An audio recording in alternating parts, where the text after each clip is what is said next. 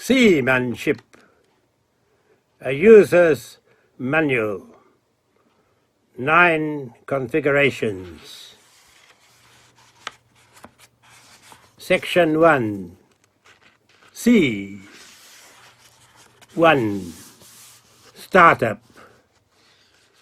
Starting up from the shutdown window of the mainframe C, a pixel bit of QuickTime seed shot upstart from the crammed gonad of the god of white waters and grew brave into gremlin man, whose burning drive to upgrade the blueprints of his dreams has now trashed the thalassa change with his virus devices and terminating ship.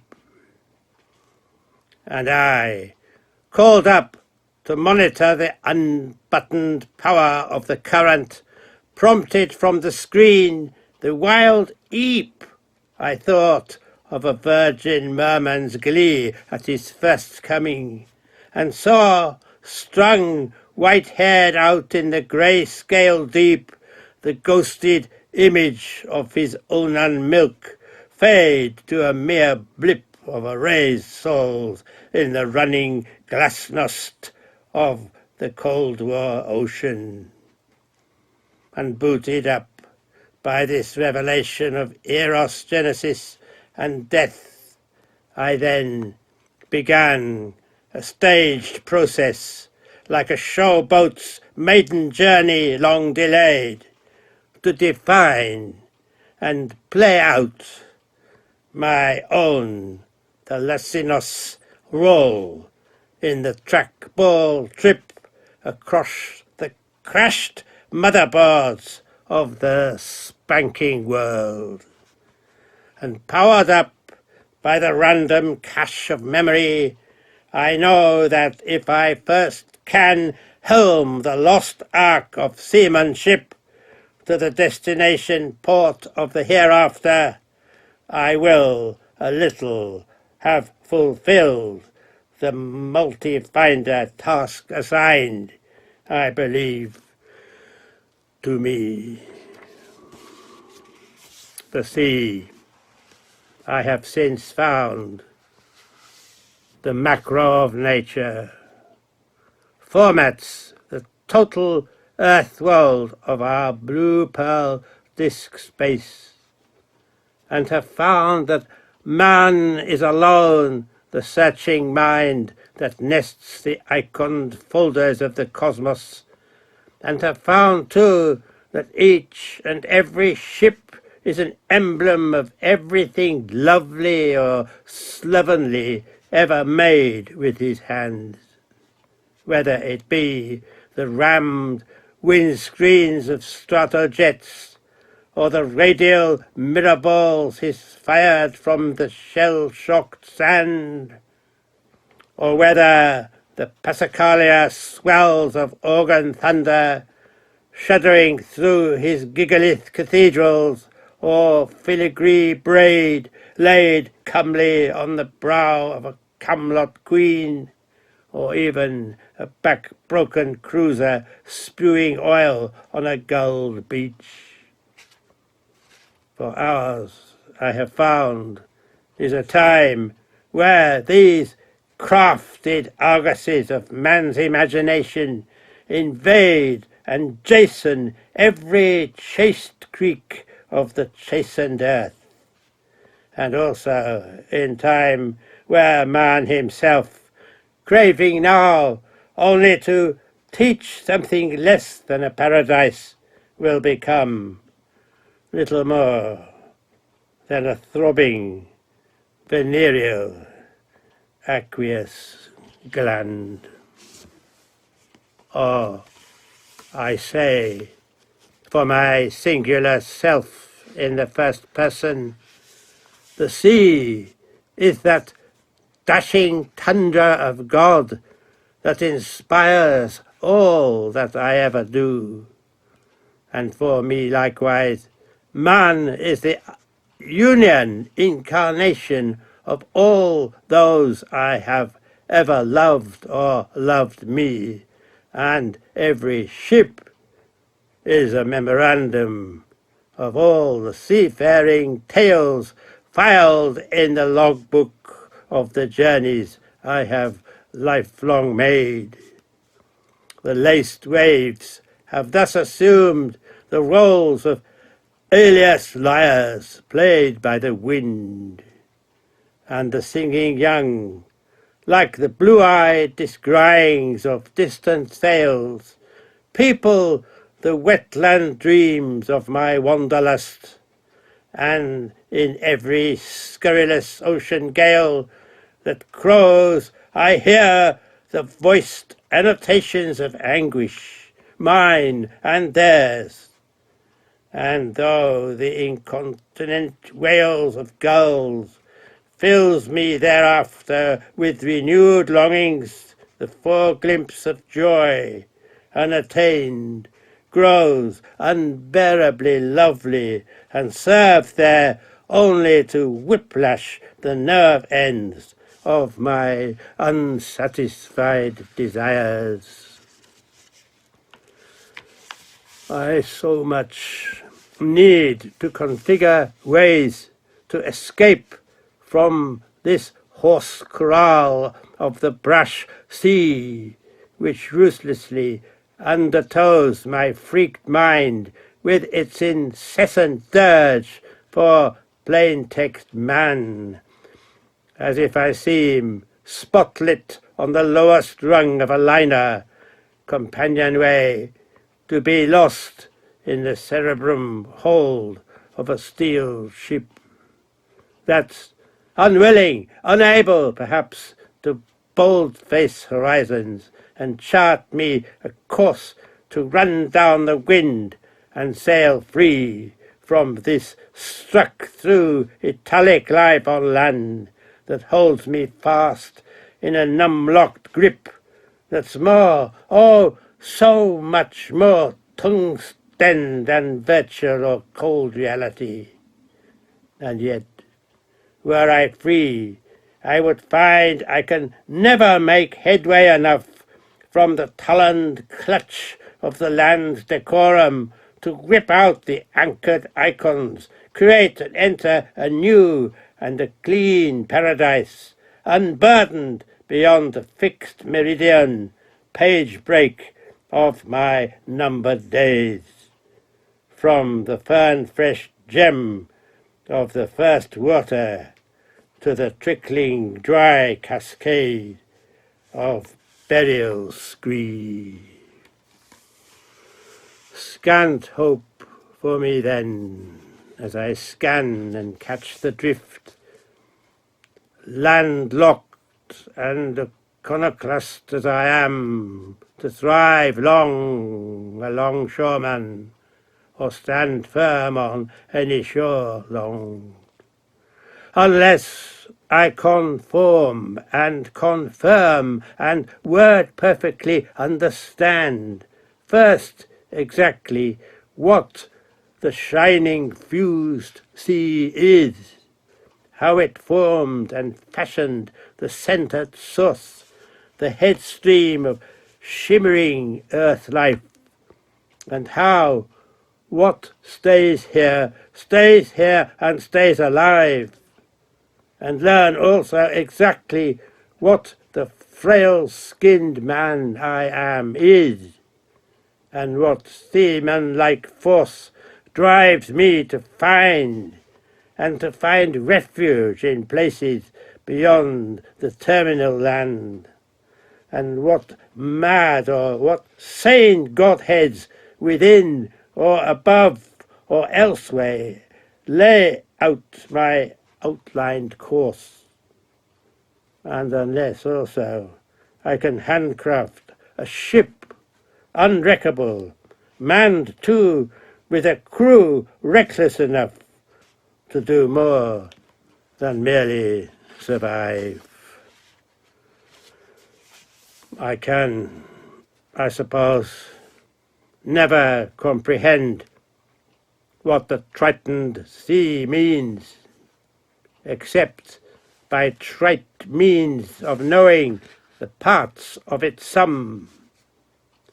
It is easy enough to glean facts, to index perhaps the marine catalogue, to assess how long 9 grains of salt might undissolved be kept crystal in a shell full of sea, or more highbrow, to impress others with the names of every ocean-going galleon, stuff lexicons reek of, but stuffed word books,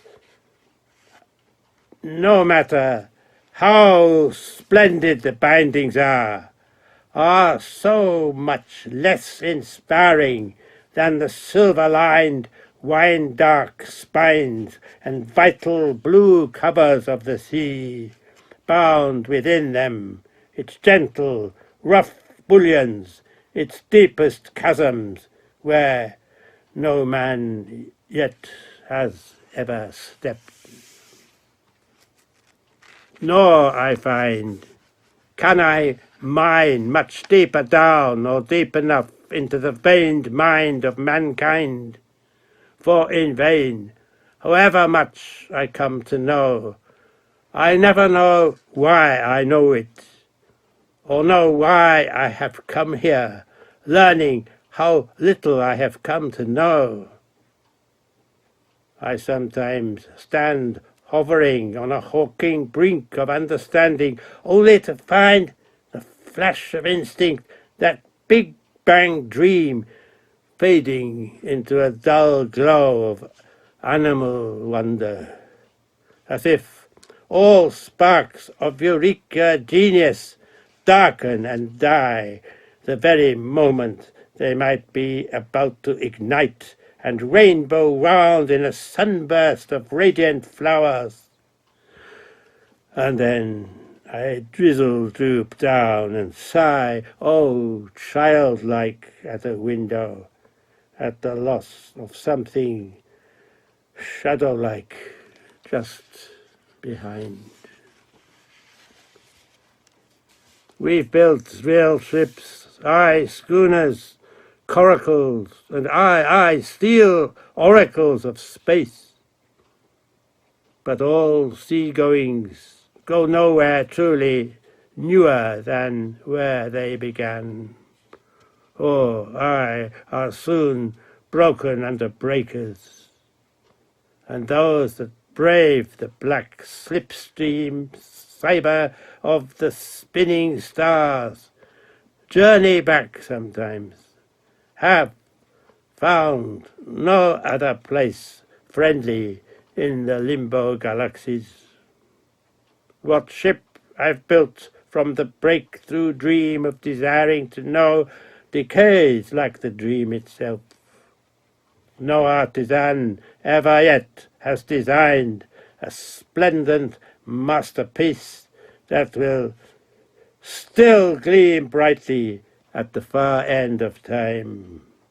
And no work of giant or humdrum man is godlike enough not to erode away without a trace.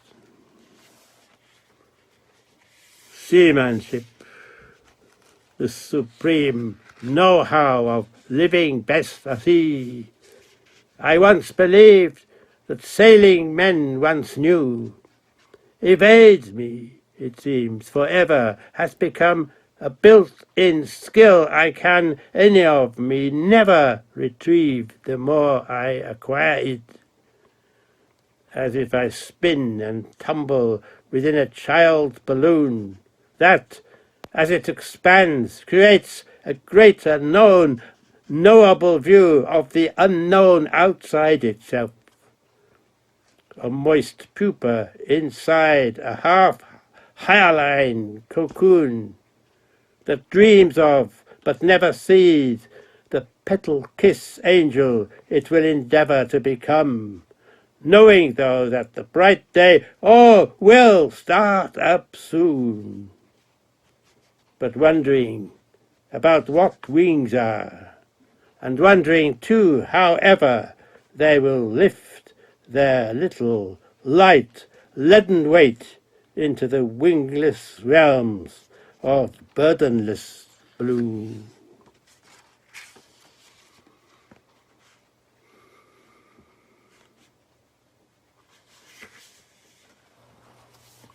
Two, desktop. And nevertheless, I dare, I will dare, have dared to learn ways to sail, to manual the known sea crafts, to turn, to lectern, to collect what after all is only a dream, into a cached chalice I can touch and cherish, hope with, hold and keep with me forever, and then bequeath to others, so that if I fail to linger here long enough, someone perhaps can somehow peep through a keyhole of my masterpiece, and in a rogue beam of sunshine in that room beyond the door, slant into my tilted sleep to catch an inkling of the song, or a precious fragment of its scrawled theme, and thereafter perhaps hold wholly my wholly long-lost grail. I have master-patterned the living desktops of young minds for 30 years, and when, as they do often, they have ever asked me how I am able to find verve and panache enough at my age to stay so much further ahead in the vanguard than they are and keep my eyes ablaze, I tell them, oh, that the glistening trust lights in their eyes, brim bright and microplaneted with real tears, not only the tristesse in them, but the laughter also, have always mirrored for me. What is it? Oh, the exultant sprays, scattered windward and flamboyant from the sea's ebullient constellations, which themselves, though seemingly blind, rekindle in me the maestro, the celestial fires that rage across the nightscapes and stampede through the blustering days, and so re-galvanize the iron of, I fascinate anew the untamable maelstrom of my gyro-driven mind, a thing to them of such charisma, inspiring such love, they tell me, that they too resolve to become, like me, horizon assassinating pioneers. The sea, then, the eyes of the young, these both seeming to see all, but not understanding, give me the strength to give them the will to want to know well themselves what they can do, what God-given gifts they have got, what voices will call them to the mountains, what chooser nuances of ink-jet blue they will paint the birds they hark after. What Jerusalem will be their city when the gods come marching through to fascinate their minds with jewels of thought, and what gem will be their supreme birthstone before they, unedened, I, unedened, fall. I, unedened, for like a stately island surrounded by the round sea, a minaret land beckoning the young, and Disney blue sky and snow-white clouds in my pasted smile, I liken myself to a god, a kindly haven, harbouring what seem to be sublime sea-craft docked in the slipway corners of my eyes, ships which I confess now, yes, are manned, though, with battened-down crews of harridan backslash lusts, on red alert for a real-time command to sail out into the still waters of their souls, which all the while, oh, trust me to teach them the angel walkways. Teetering, therefore, tiptoe from crime, I gather them into my arms, and true to tell them I too love them, while at the same time paedophile imaginings, inarticulate longings flood into my heart like golden contraband. Yet the sea is my salvation, a control strong as the stallion tides that govern oceans, always reins me back and gags the pent volcanoes. No tidal waves have yet thundered out of me or broken them. An adamantine commandant dwells ermined among the silicon columns of my king-like brain, lines the inner sides of my innermost Atman, and clangs like an insane carambole of cue-struck bells, warning me to thrust my gargoyle longings stillborn down into the still graves, so that my wisdom lullaby voice of love never tells its true story, and they are saved. It is the sea that saves them, as with them, with me also. It is the sea that guides. Thus, as the honest sea's self kept me, the self-styled dishonest guru I am, a marginal saint, hunched like a snivelling goblin clerk, punching at random keys on the console desk in his cryptid cell beneath high-vaulted halls that echo then with his piped and consoling Hamlin anthems the young, oh, so achingly long to sing.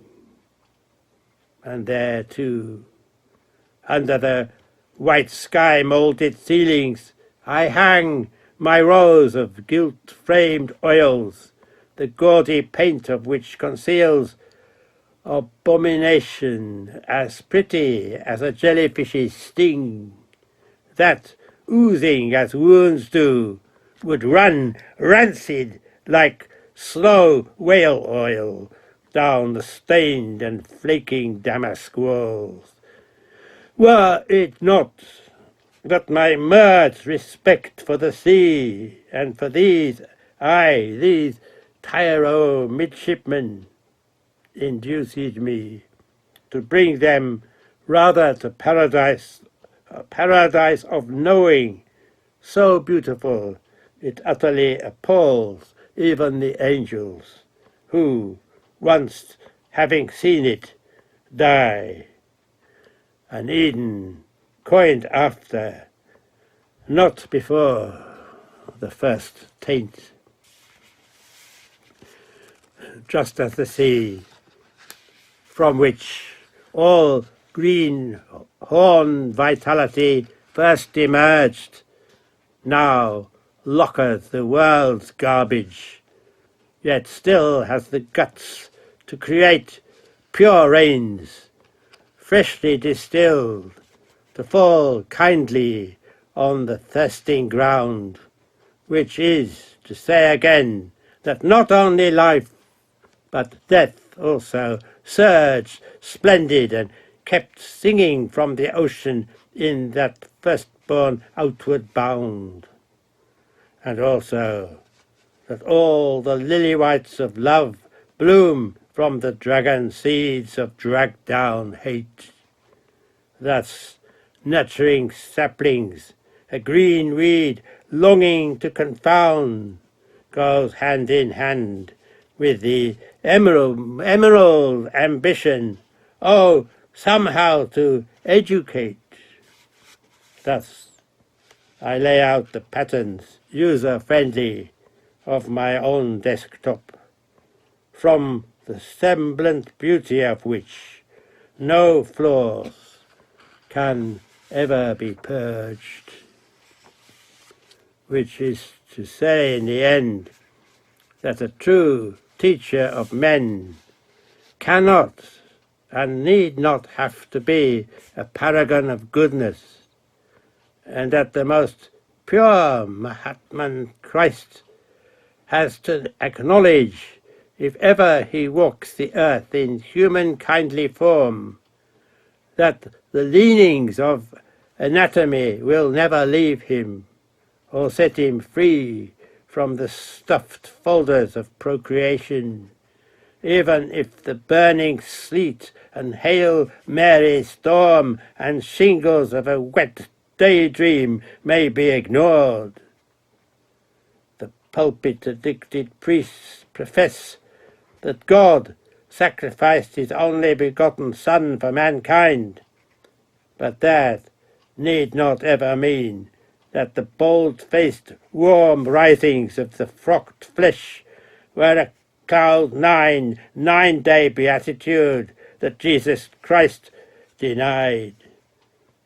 Surely he too was enticed by the seventh veil heaven of a woman or a boy's nudity, no less than you, or no less indeed than a man like me. Lucifer was, and still is, beautiful. The filthiest serial homicide can weave the most delicate poses, the hand smiling to a little girl, and even kiss her on the lips without a pixel dribble of lust or leering guilt.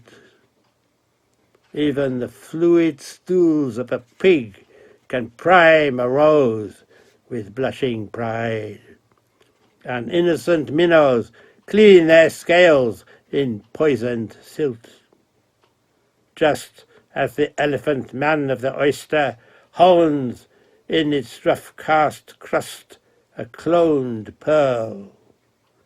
And though I may foster sword-like thinkings to the uttermost hilt, I go always the buckram way of the sea, and stress in a non-stop white noise swirl that this is the me I am, and that each wave that breaks shells on the seashore is, in some way is, somehow always is, justified.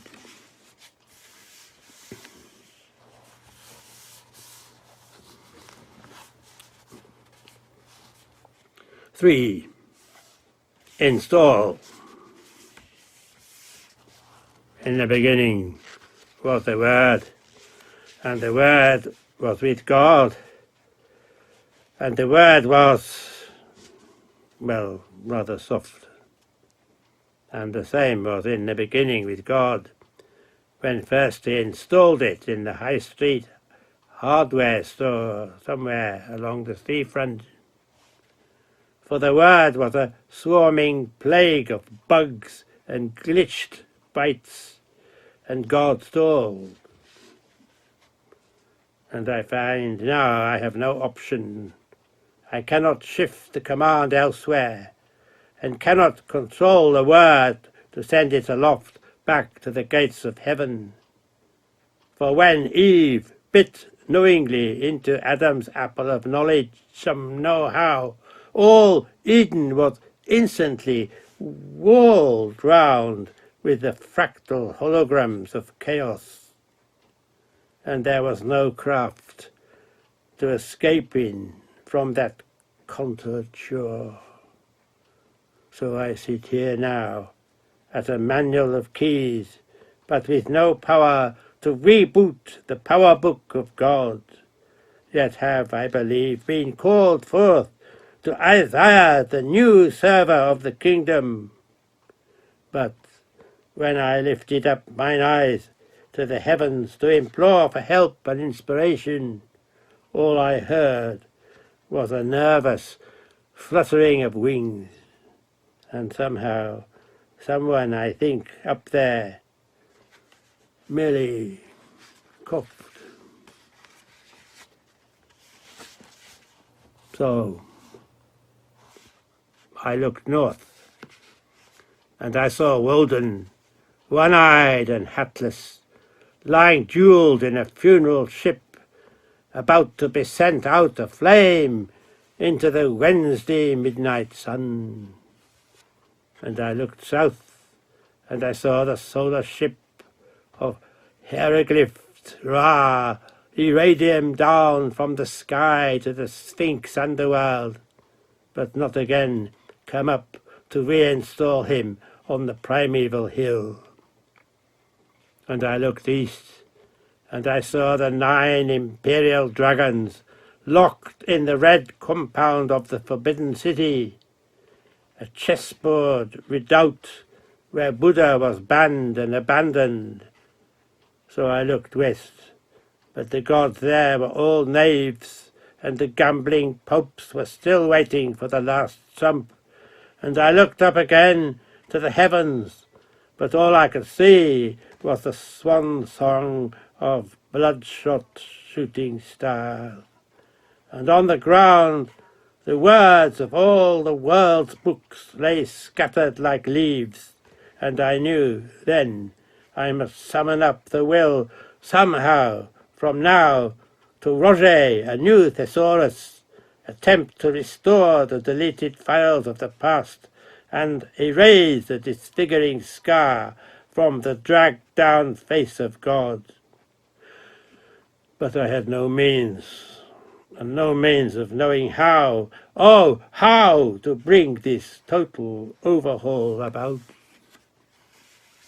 But I thought, if I went out with a clipboard and picked up whatever art I could clip from the littered courtyard stones, I might have the skill to compile a kind of holy scrapbook or paste together a boat of paper leaves and program a journey through the waterless white horses in the wilderness of flawed words, and perhaps find a new island and build a city there that would never crash into ruins or end up an Ezekiel of dry bones.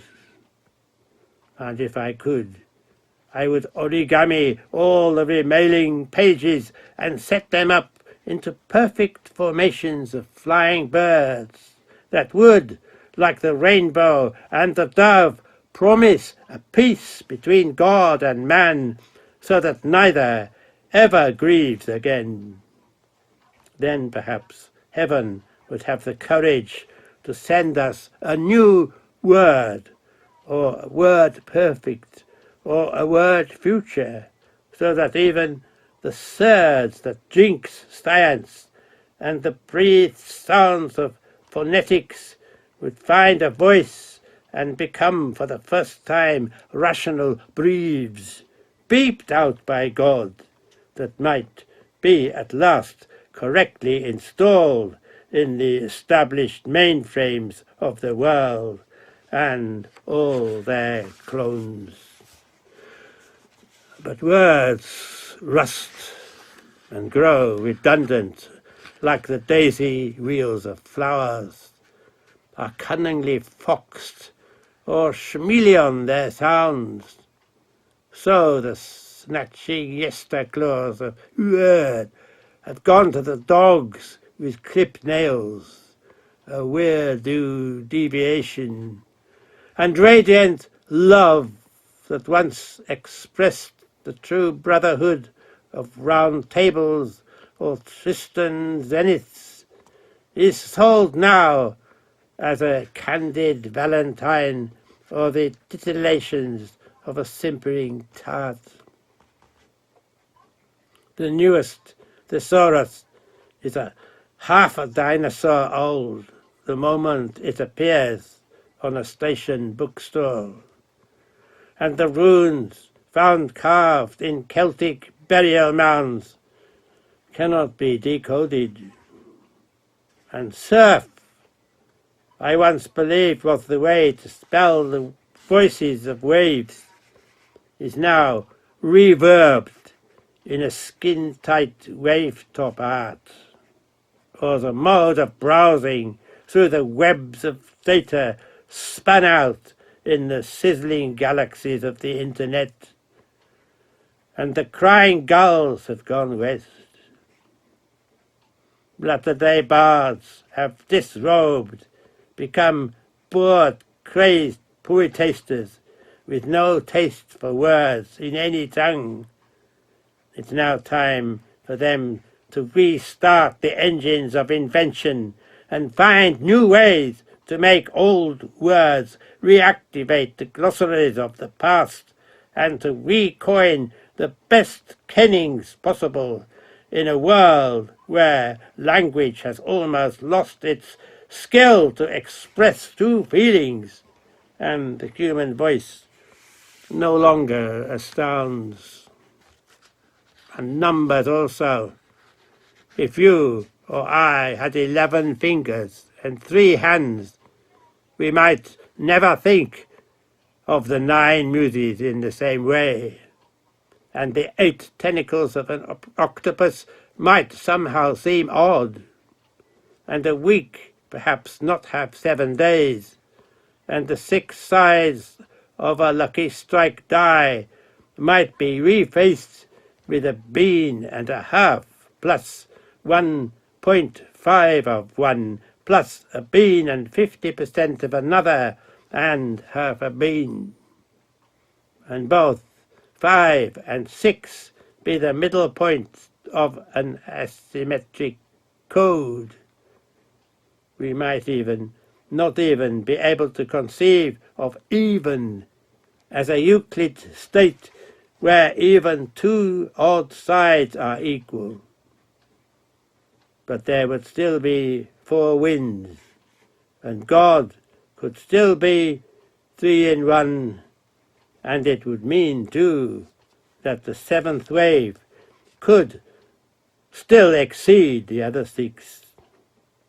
There could still be 60 seconds in each of the 60 minutes, and pi could still be the 16th letter of the Greek, or the ratio of a circle to circumference. But indeed, if we are ever to keep green the tree of knowledge, and to reinstall the word reworded after putting right what is left of Eden, we must first try to upgrade all the high ends from behemoth to iota, and keep them alive like bright blue bearings spinning forever on a white plate. And bearing that in mind, I'm somewhat consoled to know that man stands at the fulcrum of known macro and micro. Yet, if there's mind in the pixel of a quark, or beyond the event horizons of black holes, I wonder then if there's wit there to conceive of size in the self-same way, or whether perhaps we have to Einstein the idea of one stone only, that the boulder moon and the grain of sand are simply one and the same, or question whether in the possible universe there is as much light as dark, or whether there is more discovered than there is to find, or whether the frozen realms of the dis-underworld contain as much ice as exists in the blaze of a comet's flame, or whether even sleep would be necessary if there were no night, and we lived wide awake and weather-worn in one perpetual day. I sometimes think that one night God picked up a pack of wild cards and flung them into the sky, and the next day failed to tame them. And yet, when at times I've denied Godhead beyond myself, I find that a certain psyche must have designed the liquid crystal display of a melting snowflake. And I know I could access the entire system of the cosmos if I knew where that image-setting driver was enshrined. Thus, to begin, what becomes the very end I aim at, and my resolution is this, that in the beginning I'm the white page of a red-crossed knight who sets sail across the black disk of the sea, and that all I need to do is cross my heart that I will blindly serve my mounted master without ever asking what or who he is. Then, when he turns his face for the first time, maybe I'll see him smile. For there is unquestionably a joy in being infinitely patient, when the alternative might be to kindle only the sea captain's rage. There is joy, too, in carrying a warrior's shield and sword, and knowing that I may never need to use them. And this will reconcile me to the absence of honor in inaction. For the responsibility to win wars is not mine, and to win fame may not be what I deserve. A manual is made for whatever is new, and its wisdom is derived from whatever is old. And the whole world walks in a single file in the wake of nights, in the cavalcade of days. And if I wish to be installed in a sound caravanserai on the sea road, I must have the nerve to remain silent until I learn what it means to be, and how I might one day myself become a knight-errant commander of reverend age. But this earth, this splendid castle I live in, glow warm along the roaring shore, has irresistible charisma, which is why so often I resign myself to the chandelier charms of banquet chambers ablaze with utopian gold. Those gorgeous, tapestry-laden rooms, shining with fountains and the aurora fonts of fairyland lore, folklore and folk that never fail to enchant me, and all rambling charters of law also, that always hold me bit-champing back, stall me, confine me, and keep me from trying any more to define the word and find the words of that unfound legend. So new, yet so refreshingly old, that I hear always in that one unattainable room a song so delectable, so ineffably divine, that not even God or any left of the living gods, if ever they heard it, can hear it any more. I live here. I cry out. But what's more bootless, more unheard or more unheard of than hammering clavier thunder in an empty hall? For too long I have been feeding off the fat bits of the land, abandoning to others the things that I myself should have done. It's so easy to quit or to condemn the achievements of mankind, to sit back and say, I could have done better with a battering ram. I should be scorned for having done so little to help the hackers tunnel through the brainwave darkness of the unknown, the impenetrable wall of enigma, thicker than the stacked manuals of innumerable words. Should be scourged for taking so little seriously and not giving a damn. The task before us is to customize and dedicate our robotic steeds and spur them on furioso towards the driven disk of the hard sun. Stand up then and drag down the shining icons of SeaManShip, or somehow atomize them and thus merge them into a serial anagram. Give an emphasis to the main shapes and main phases of the given program that's become such a misshapen application it cannot now be run.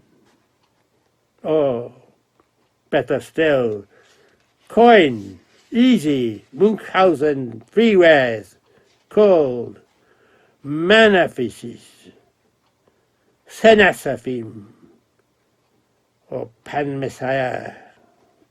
Say that even a blindfold dingbat could install.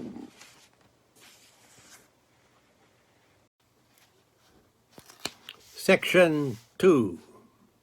Man. 4. Open.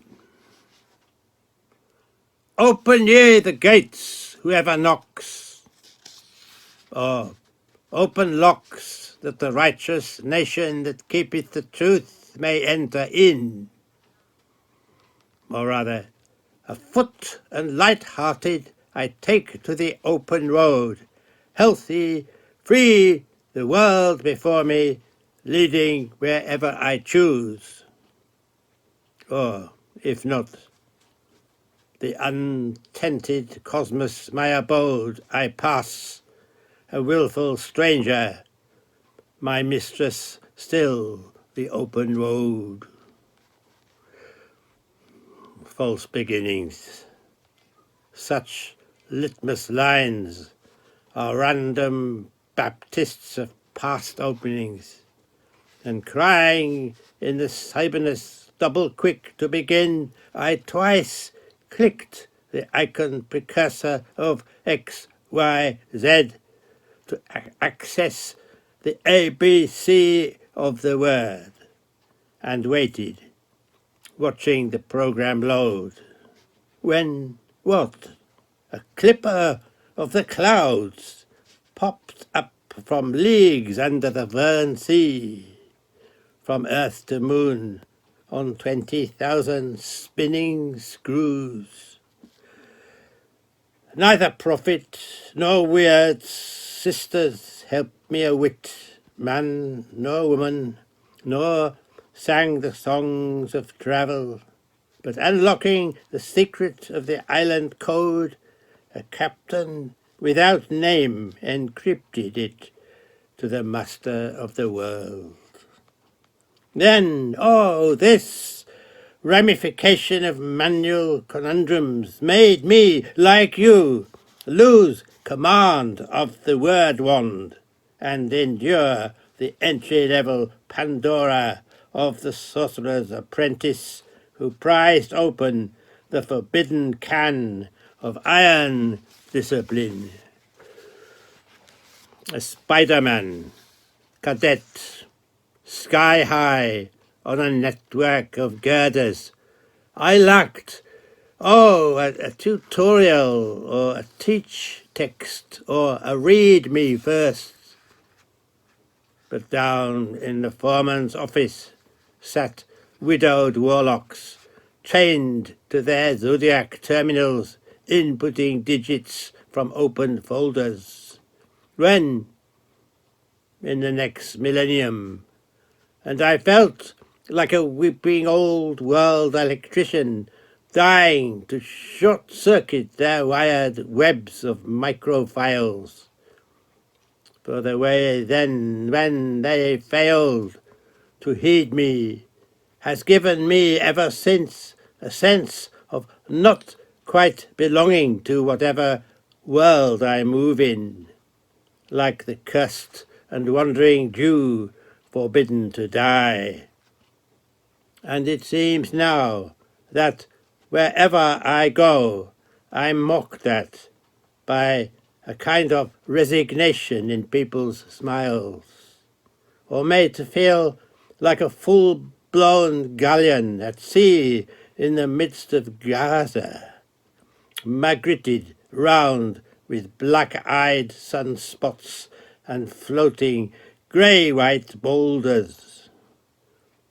And since then, too, to open doors to unfamiliar places has always clutched me with a dread that beyond there may be unbroken miles of wild sandhills and distant Sinbad surf, a glaring agoraphobia, as if the old man of the sea, with his wiry legs locked round my shoulders, forced me to peer down into a puddle of fresh rain, and suddenly flung me through it, high into the clouded sky of a world appallingly reversed. Cascading menus, floating palettes, emoticons, and hanging indents munge my ability to navigate the thrashing bitstream. I utterly lack the attributes to troubleshoot a head crash, and if the blinking cursor were to freeze into a screen burning, I know that the only way out is to abort and restart. But dumb terminals, I'm one, cannot spool the shifting paradigms from their dithering grayscale caves. I remember once, when standing on a windy shore in Wales, a child in the Marram dunes, watching the breakers one by one crack down on the white wakes of their forebears. My mother told me I could go and play on the beach when the tide went out. So I waited for the waves to turn round and run retro away from the shore. And when they never did that, blamed the sea gods for letting nature run astray, not knowing that the process of kerning the characters of a seascape contains a hidden algorithm. Though wiser now, my irking mind raves rather at its own shortcomings, as if at this time I'm standing still, I beaming the sea as I stood then, adamant on that wind-blown day, that what I was waiting for to happen would happen, yet knowing and not being willing to admit that the waves will not ever turn back. And yet I am driven onward, dragging behind me the active matrix of my headstrong intractability. And if I were to swear that the moon was a white elephant, I could prove that I was both right and wrong, and never need to admit to an error of judgment. And why not? because I believe it is perfectly possible to accept that a black crow can also be perfectly white. I once swore to a friend that the majority of mankind are happy, and know now that his scorn then was justified, but could scarcely bear to feel the heat of his cold stare when telling him, I've since discovered there's hardly an axon of real happiness anywhere, and he was right. For it's true that the moment a man imagines perhaps he has found paradise, that very thought itself foretells the end of it. I think I am not alone in this frowardness. I believe now that the greatest enemy a man ever has to fight is his own self.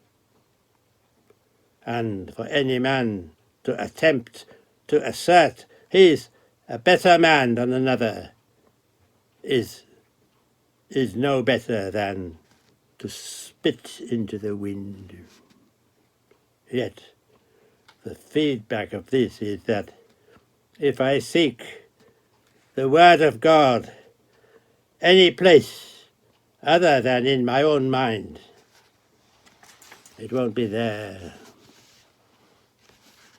To set up the first page in the new manual of SeaManShip, therefore, I must first open wide the modem portals of my own bark-bound heart.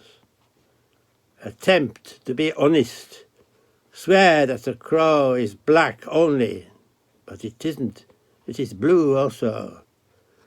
Be patient at what perchance I find in the grey catacombs of my brain, and know how to analyze what others have stuffed willy-nilly into it, and delete what's false from what is true. Not to become lost in the labyrinth of this titanic liner I cruise in. It's needful I acquaint myself with the blueprint of every part the shipwrights worked on.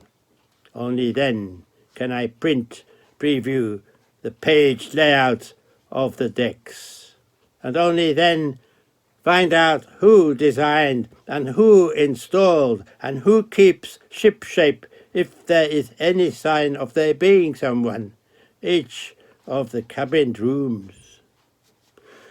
If not, I will never get wind of from any one of the portholes whether the sea and the sky and the birds may all be blue when the sun is shining.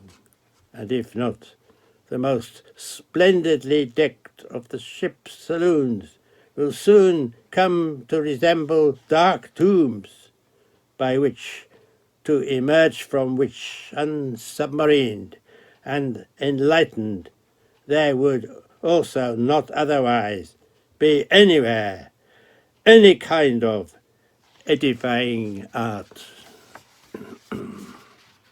Open sesame, then. How was the wizardry plugged in? No matter how or how many times I input the Arabian charm, the grey screen remains a closed wall, stoned like myself. And why not? Because antique incantations, if they ever did, now wield no power.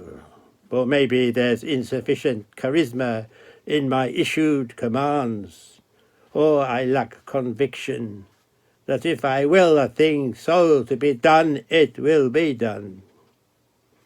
Perhaps there is something in me of King Canute, whom the waves denied, indifferent to his futile voice and raised arm, or of Ethelred the Unready praying to God for a victory not granted, since the battlefield of his faith had already been overrun.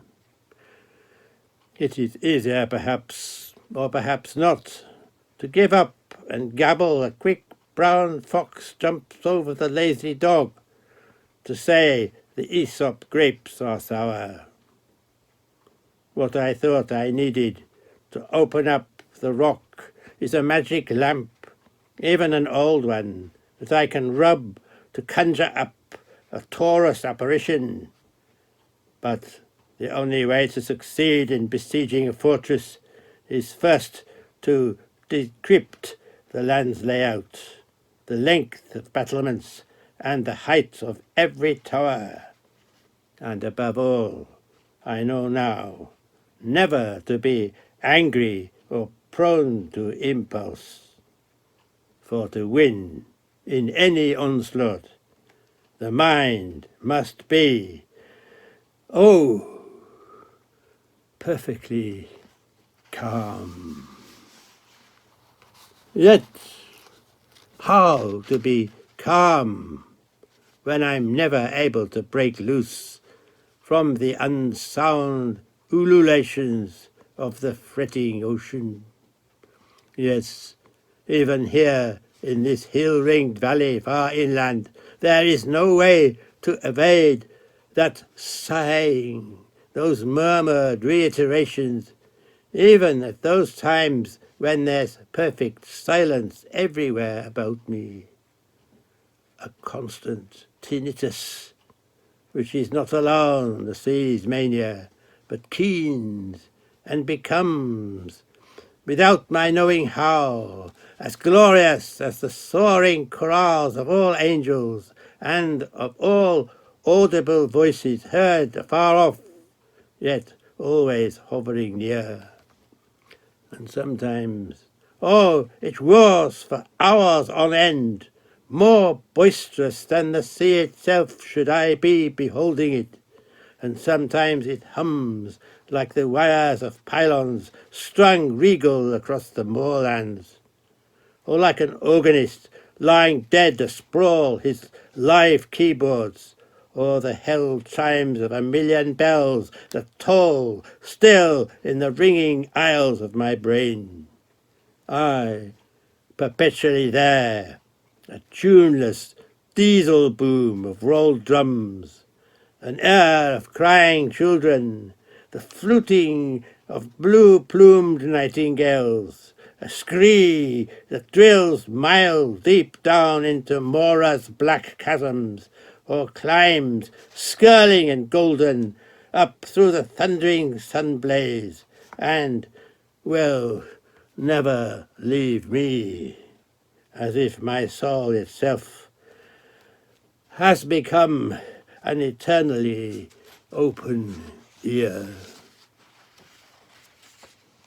And how not ever to be angry when neither God nor man has ever done enough to erase the chaos and open a new page in the world's volume, utterly to unclutter the confused, the cross-wired, the fused gridlock of knowledge, to delete all that's inessential, the debris of shattered dreams, the sawdust of Nazareth, the embers of Europe.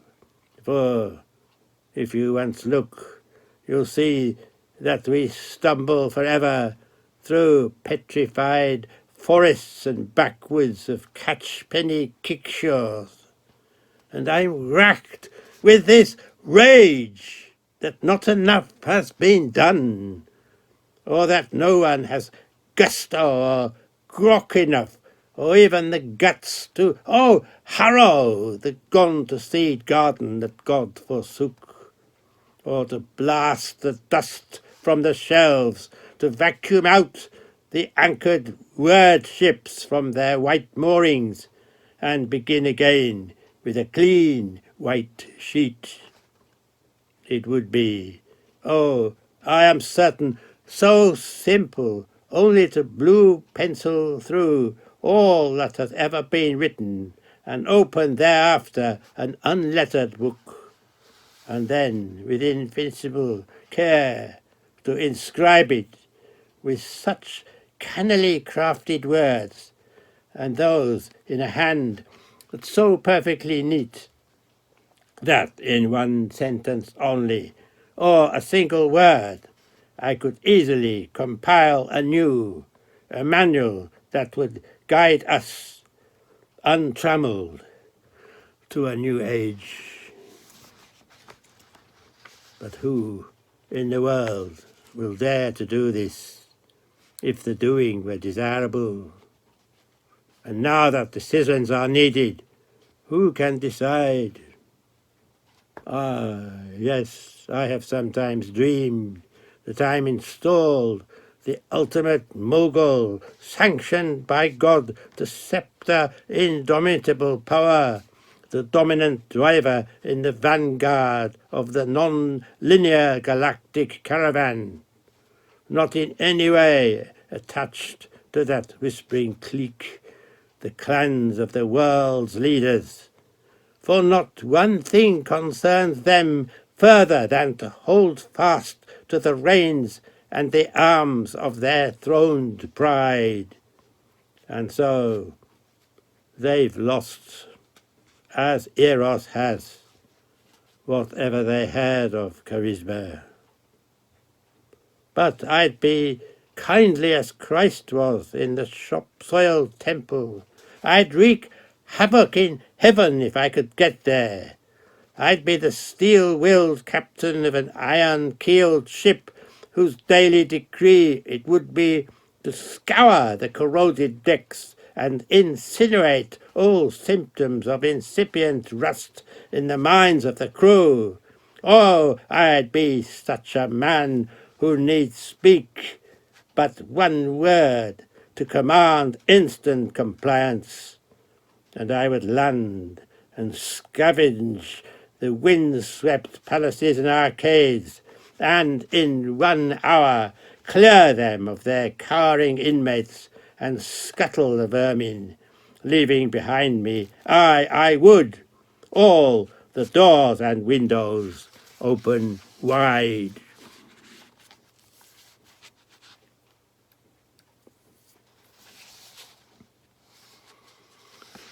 5. Enter. Enter the seafarer, clad in the blue robes of my Druid grandfather, a harp in the crook of his left arm, and his right hand striking the chords of romantic exile, as he listens to the gulls lamenting also, and wanders from land to land like an alias Celt, a latter-day Blondel, searching and singing alien for his lost lords, and at last hearing from a live-wire dungeon the song's refrain. A world, when I was young, I believed I lived in, where castles were never in ruins, but glimmered alive with princes and maidens, and I such seafaring minstrels, who, in the banquets that were held nightly, renumbered enchanting tales of giants and dragons slain, where mead-crazed warriors boasted of prowess in battle, and young knights in glittering armour, and oh, with shining eyes knelt down for favours from the ladies they loved, while out in the dark among the cromlechs, Grendels lurked across moors in the mists and rain. It was so lovely to be warm indoors there, or if not there in reality, to dream that virtually it was so, and to believe in the dreams.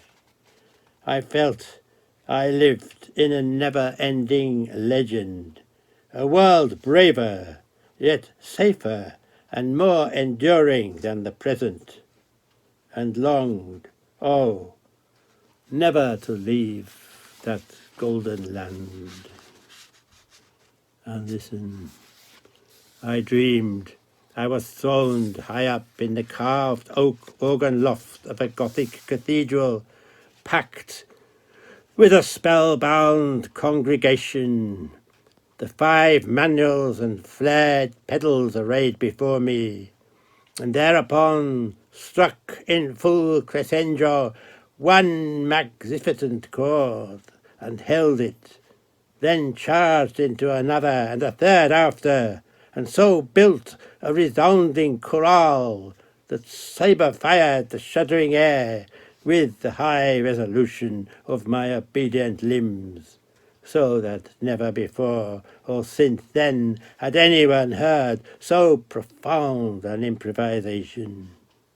And I dreamed then that such was my genius at the keyboards that the whole world had heard of it, and astonished wept there, and the 9,000 pipes of the organ gleamed like the staggered towers of a steel castle, above which the peans, oh, hosannas of angels, soared beyond heaven.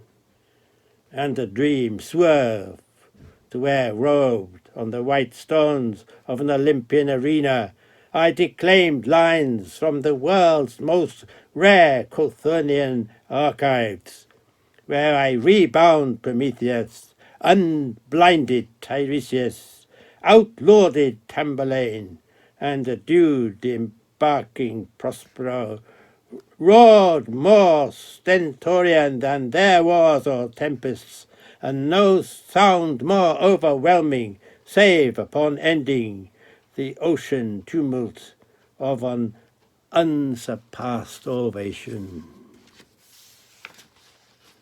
And suppose then I'd been given Ariel to play with, what would I want to do with him without knowing if he were feminine or male? Would I love him as Prospero did, or would I have wanted him mine, harmonious charmingly, as Miranda was, wooed and won by Ferdinand?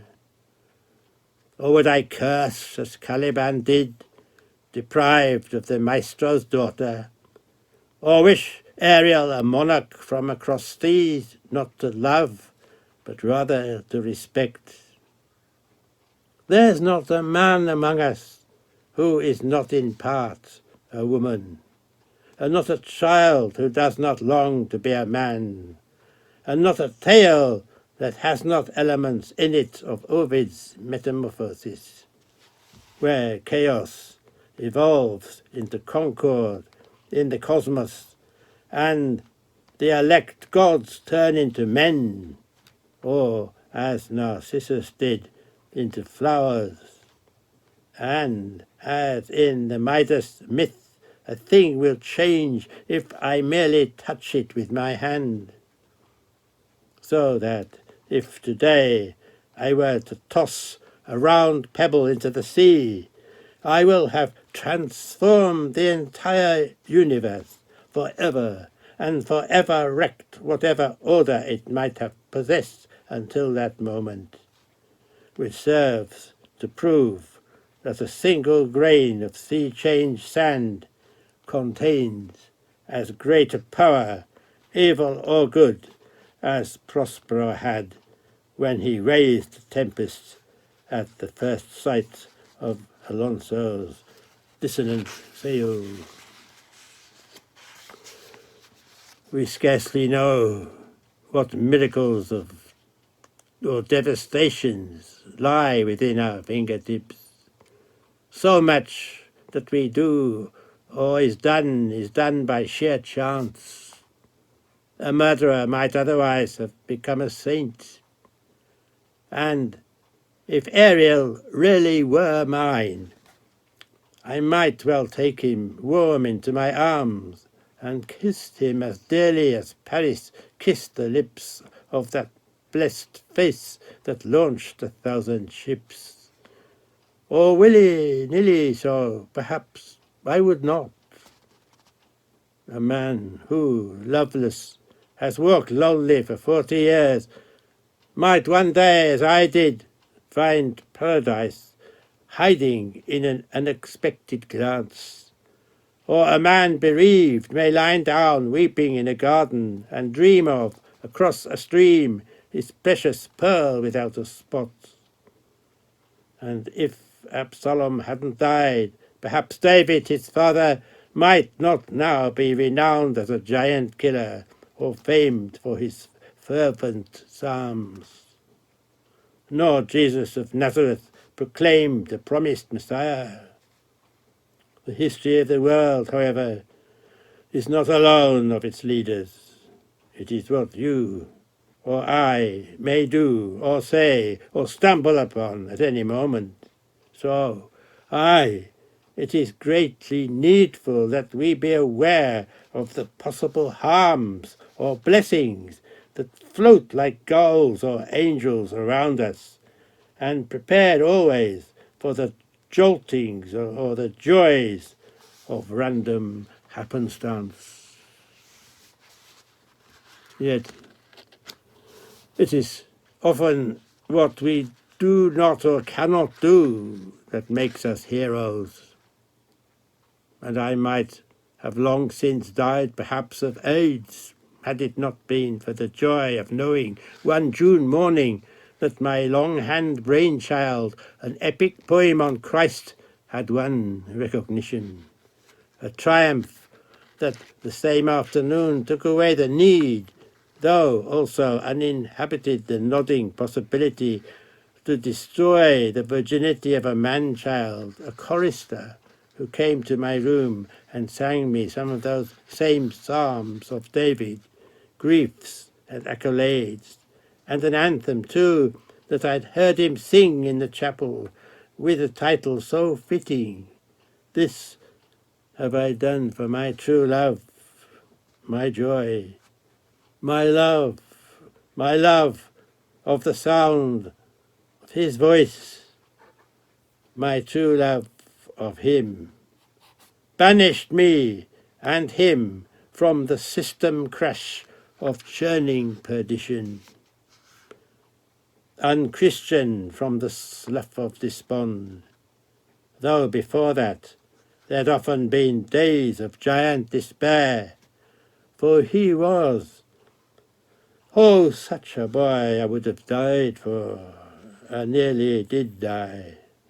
No, because of a certain concatenation of events, it was my destiny then not to bring to fruition that hanging apple of the eye. And I, if it had been more than a single kiss, I'd now be wandering, lost forever in those deviant glades. And yet, if I had ever been able to enter, to take the primrose path of that everlasting Saturnalia, I cannot for the life of me say what nature of jamboree bonfires I would there conflagrate. I'm like Hadrian, who built a wall, yes, round himself before he met the lovely Antinous, or like Malatesta the Machiavel, when interfaced with objects whose beauty moved him, rendered mute. I'm like a child watching a bacchanal and never desiring to join the Sodom karaoke on that or any other carnival day. Or like a young fawn, oh, so much enamored of the music, yet never heeding the wild piping of Pan's flute. And if I ever were to be called there, I'd have to be totally re-schooled in 1,000 new arts and quite unlearn the ethic alphabet. I may be harlequined, a crass fool, for shunning the Elysian cruise, for thus denying what most of us would woo be for. But the real root, the true ginseng of my strength, is that I believe that love, or yes, lust, unattained, leads to a yin, a yin, or a yang of love, more ascendant yet, a love which cannot be named, which, yes, though it might be akin to it in intention, cannot ever wear a gimcrack badge like gay. Then Ariel to me could never be as Miranda would, nor ever I Miranda to him. No, rather it would be that in him I recognized an icon, an image of myself as I once was, or if not that I was, would dream once to have been. And the longing then would be simply to become him, to act his role in place of him, and then to be loved for what I would then be as him. And oh, the envy of not having that burns so intensely in me I can hardly bear it, as if all the days of my childhood were a time wildernessed, and if I could, I would live again, myself Ariel, as if a rivulet, having rushed down and entered the sea, wished once more to start up at the head of the stream. And there have been times, yes, with a living Ariel I know now.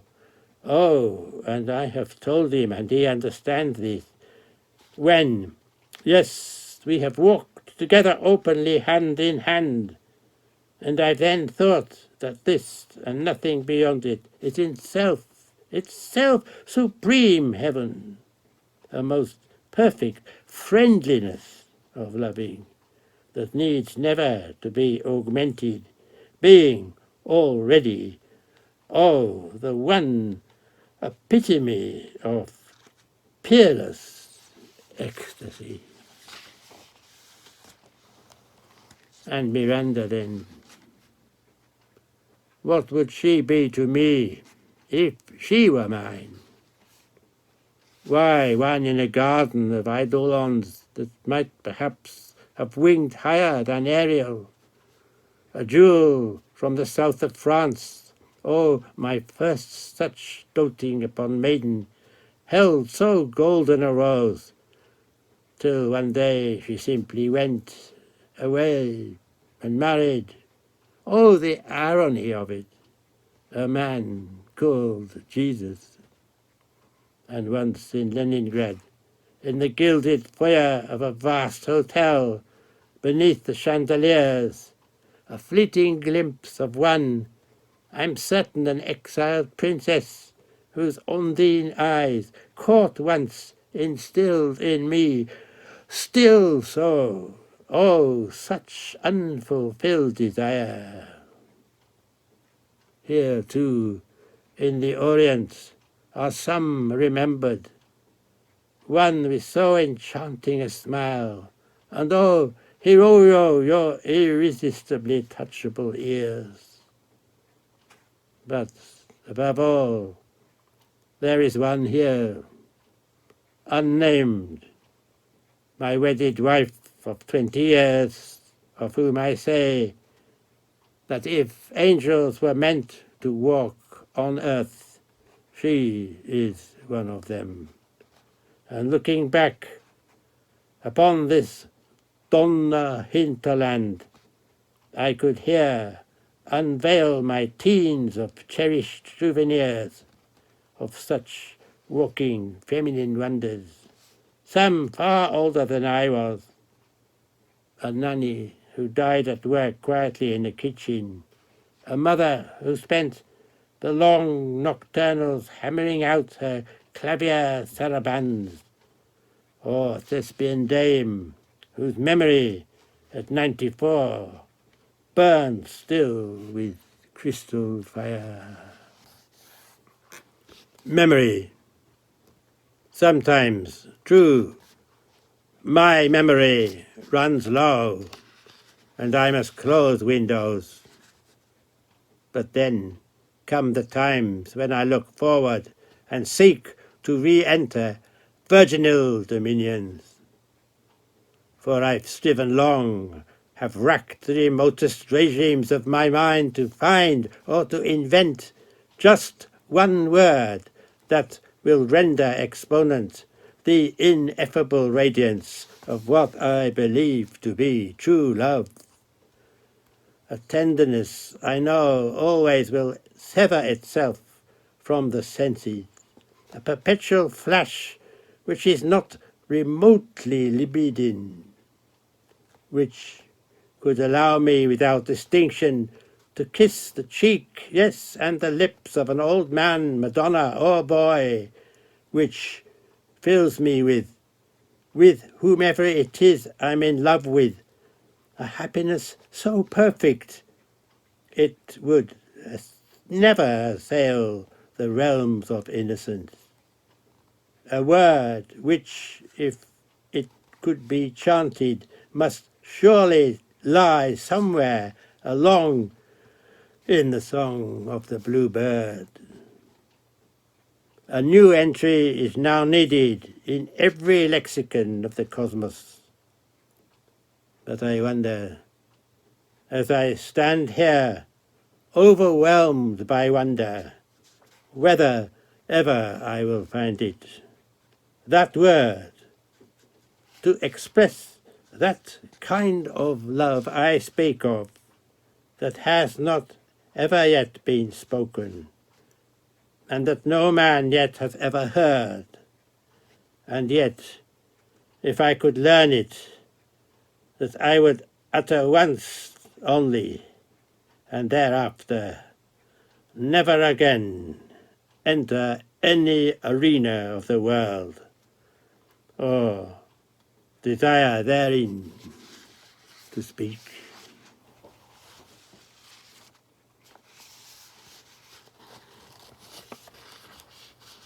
Six. Edit. And then, after the dream comes the waking.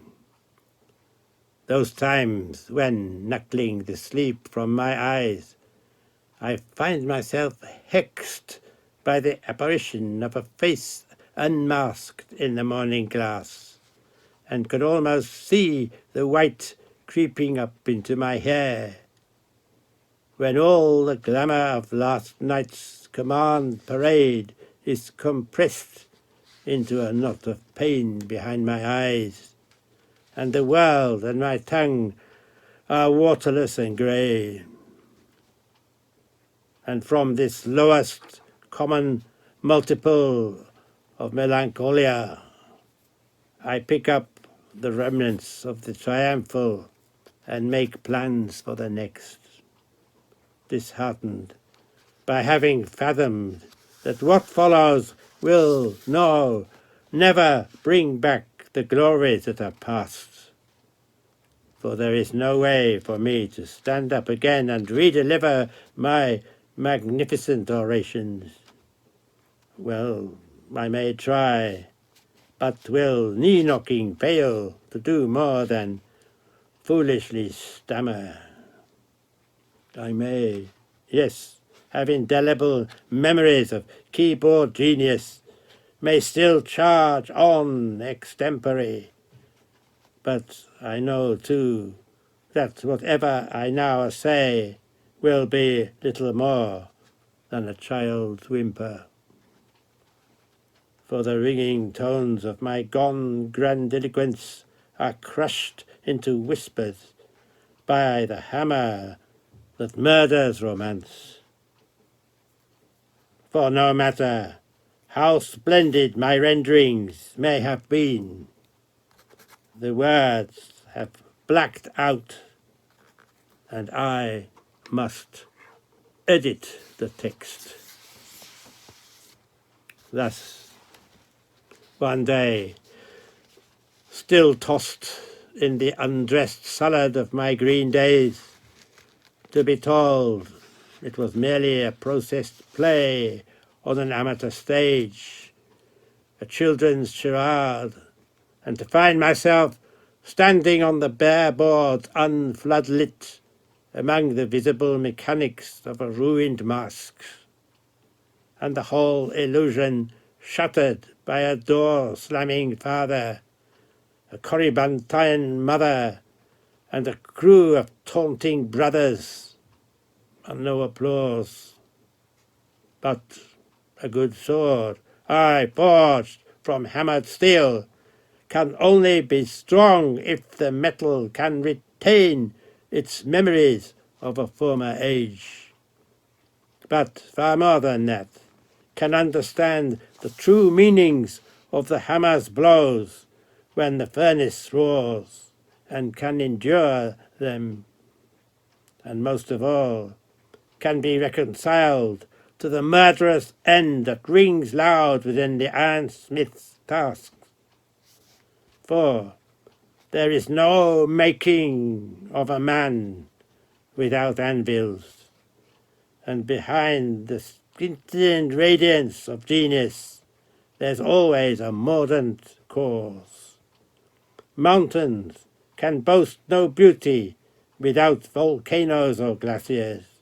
It takes the searing of sand to hone the perfection of a Venetian flask, and dreams are only induced to come true if first they've been smashed, as a canary sings freedom only after having known the cage.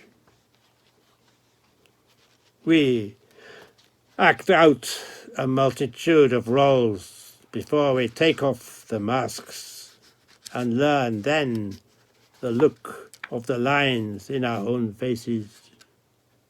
The masks of teachers, doctors, lawyers, all of us. We wield fiction to disguise fact, but indeed there is no fact without a former fiction. Ajax was once perhaps a wanking boy, and Helen of Troy an infant in soiled napkins. Einstein's relatively impossible dreams roiled beyond the Red Star Wars before he shifted them into science. Columbus discovered the New World, having first envisioned unknown places. Michelangelo conceived David deeply within the unchiseled stone, and the angel anthems Amadeus heard, they inspired his requiem themes. There is nothing armoured true, then, without a panoply of lies, and not one law of cockerel logic without its spotted eggshell contradiction. For what does it mean to be a man when I myself have minimal nipples without milk? And what is woman, manned with schemes, as the wife of Bath said, to wield power over men? And was it only for John, the disciple he loved, that Christ endured his crucial affliction? There is always another way of looking at those things we've always known to be true, just as a closed fist is, if you look at it, packed with open spaces. So the seafarer shrinks to a lowercase sailor or something less, and instead of the sea blue druid robes, he dons his bell-bottom jeans, and the castles are real ruins now, or revamped as Hollywood sets for giggling tourists to goggle at, and the harp lays erode into pop ditties sold out by stoned teenagers whose sordine blues are trumped into red giants by the feedback hits of wowing speakers. And the battles fought now are with knives in the gang streets, and the favour bestowed on a knight leers in an eyed smile that means your place or mine. And Tom Thumb and the 7-league boots he strode in are yawning graders in trodden down at the heel sneakers. and the monsters that prowl in the neon shadows are the winsome narcotics peddled to the young, who have no know-how how to stop needling these Edens. And dragons, though still dreamt of, are programmed down into animation quests, and little kids are the seekers. The entire pageant of the romantic has gone past, and with soiled greenbacks instead of gold, a valiant adventure can be bought in a shop, and the gods of Parnassus, the grandeurs of Rome, what now but Knickerbocker glories we lick from the finger taps of our laptop machines. A child of these times can reek up miracles faster than Christ, can alice up wonderlands by a single button push or the pull of a lever, no longer needs tutorial drills to make things with his hands, needs only to joystick his hot rod fingers to command and operate cold toys.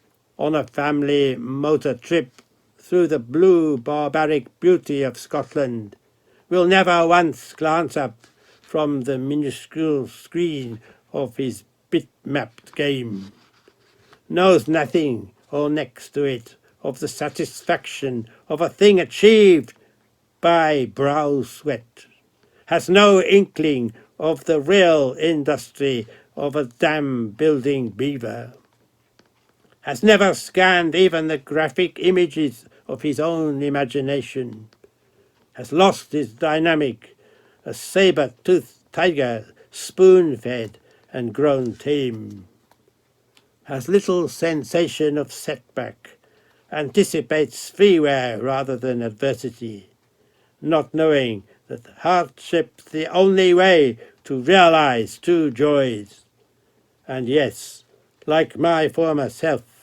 cries out for playthings the same day they are dreamed of, even before they are anointed with number or name.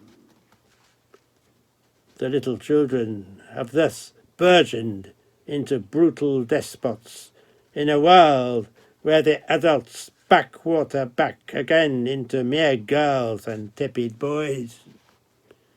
And the child may warp and woof in the world-wide web of ergonomics without ever having learned or of the craft of the croft-bound weaver.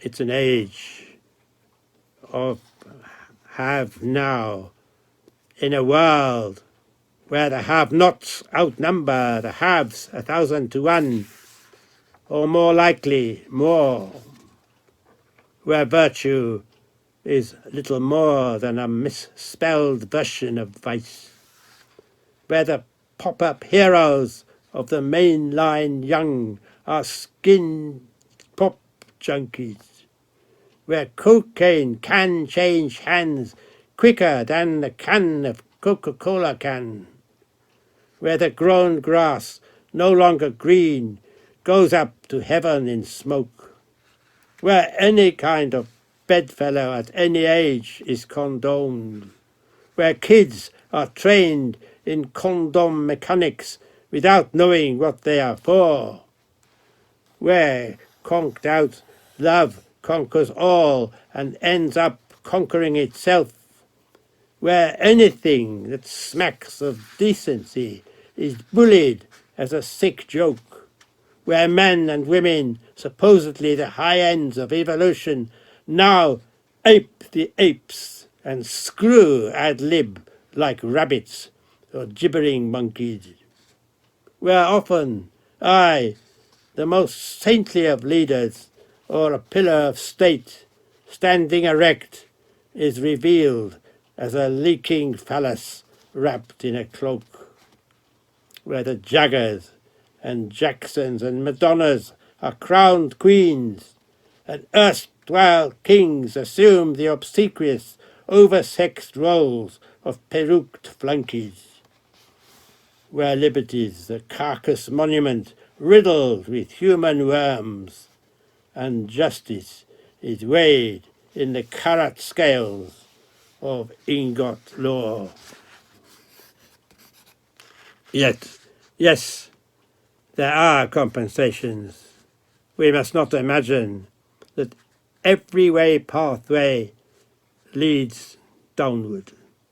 I must never think that tomorrow I'll be a day older without some tangible benefit, or that white hair is a nimbus damnation. Think of the eyes and the things I can now do with them I'd never dreamed of. The blessings of long sight, not literal merely, but also their fractal metaphor. The mountains of Kumru, take them, there are few older, which, as the boy still in me gazed at, would seem to shrink far off and further into blue nebulence, but which now, if at 63 I view from a certain sandhill on the Trimadic shore, will halloo their miracles of detail. Aye, to pick out the pinnacled crags of the Gleaders, to watch the smoke of the mountain train rise high in the wind above the saddleback, to see clearly the castle that cricketh across the bay. And so everywhere, oh, so much more lovely is everything I look at that was remotely beautiful in the past. Yet, here's the paradox. I might find the scanned skies smirched with things more obviously ugly. But if that were so, it would never unbird for me the blue radiance of that dreamer Metalink. The blue bird, then, what is it? Why does it sometimes seem as blue-black as a raven? Or why a seagull grey-backed and off-white? Is it only the past that is constant, and the present and future constantly restless? The sea, like the fishes within it, never lies still, and all the rivers of the earth run shining down into the sea, which is never full, aye, never fulfilled. Yet the ocean is still there. And so it may be with mankind, that there is not anything we anchor to that will not let go of us, or at any moment might. The saddest bones of a man's skull are those that scur his tragic temples. Bewilderment dwells there, as if the mind within is only half aware of having left the primeval, and it seems equally possible that at the full end of evolution he'll likewise lose hold of his own will. Just as he loomed like a phantom galleon from diluvian darkness, so he will drift in his lost ark through the labyrinth of the Siberian thoroughfare. No matter what, there is one thing certain that moves upward. Though the present is a wheel of words that spins like a Mancha mill running haywire, and though the past is a locked file we can read only, the future is one we can, oh, that we can, at this point in time, still write. But no matter what we've done with or made of the undone world, or no matter how much we have clipped the wings of the blue bird, it is better always to suffer the little children to come to us and forbid them not, for such is the kingdom, and the living young are all we'll ever leave behind us, to carry the scarred grail up the aluminium gangway of the ship of the evolving future tense. That is why the best thing a man can do is to take the best paleoliths of the past and make them pearls of the future. Lo, we have heard of the glory of the kings of the people, and surely we must retell these tales to our children, yet keep them as long as we can in shining innocence. For there are, yes, aristo ways of waking and walking to the window, and of seeing the world as golden, and not as a necklace of pearls unstrung, trashed and scattered on the slag heaps of Black Maria motherland. We must therefore select the paramount jewels of our hoarded experience, and find the most fitting fonts for the penmanship of the young upon the purest of watermarks, so the songs they compose may be sung all the more sweetly than we ever sang them, that their ships may sail on the sea, oh, so much nearer than we could to the perfect, uneditable word.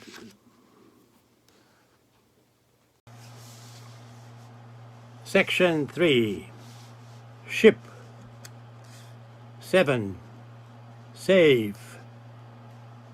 Save the sea. What other source to save is there? Save ourselves and the ships we sail in. And what can we do towards this needful salvation? Or more pertinent, what can I do? If I were Noah and God commanded, I would rebuild the ark and wait for the next deluge. But with God so seasick, can I trust now in the promise of a rainbow? And would the dove have wings buoyant enough to bear the olive branch, bring it to the open window, and fly away thereafter into the blue firmament, never to return? And I wonder now, also, whether God still has the will or the willingness or enough love of us to care for our survival, and whether there's any likelihood whatever now of our resurrecting the shining Hyperions we have killed.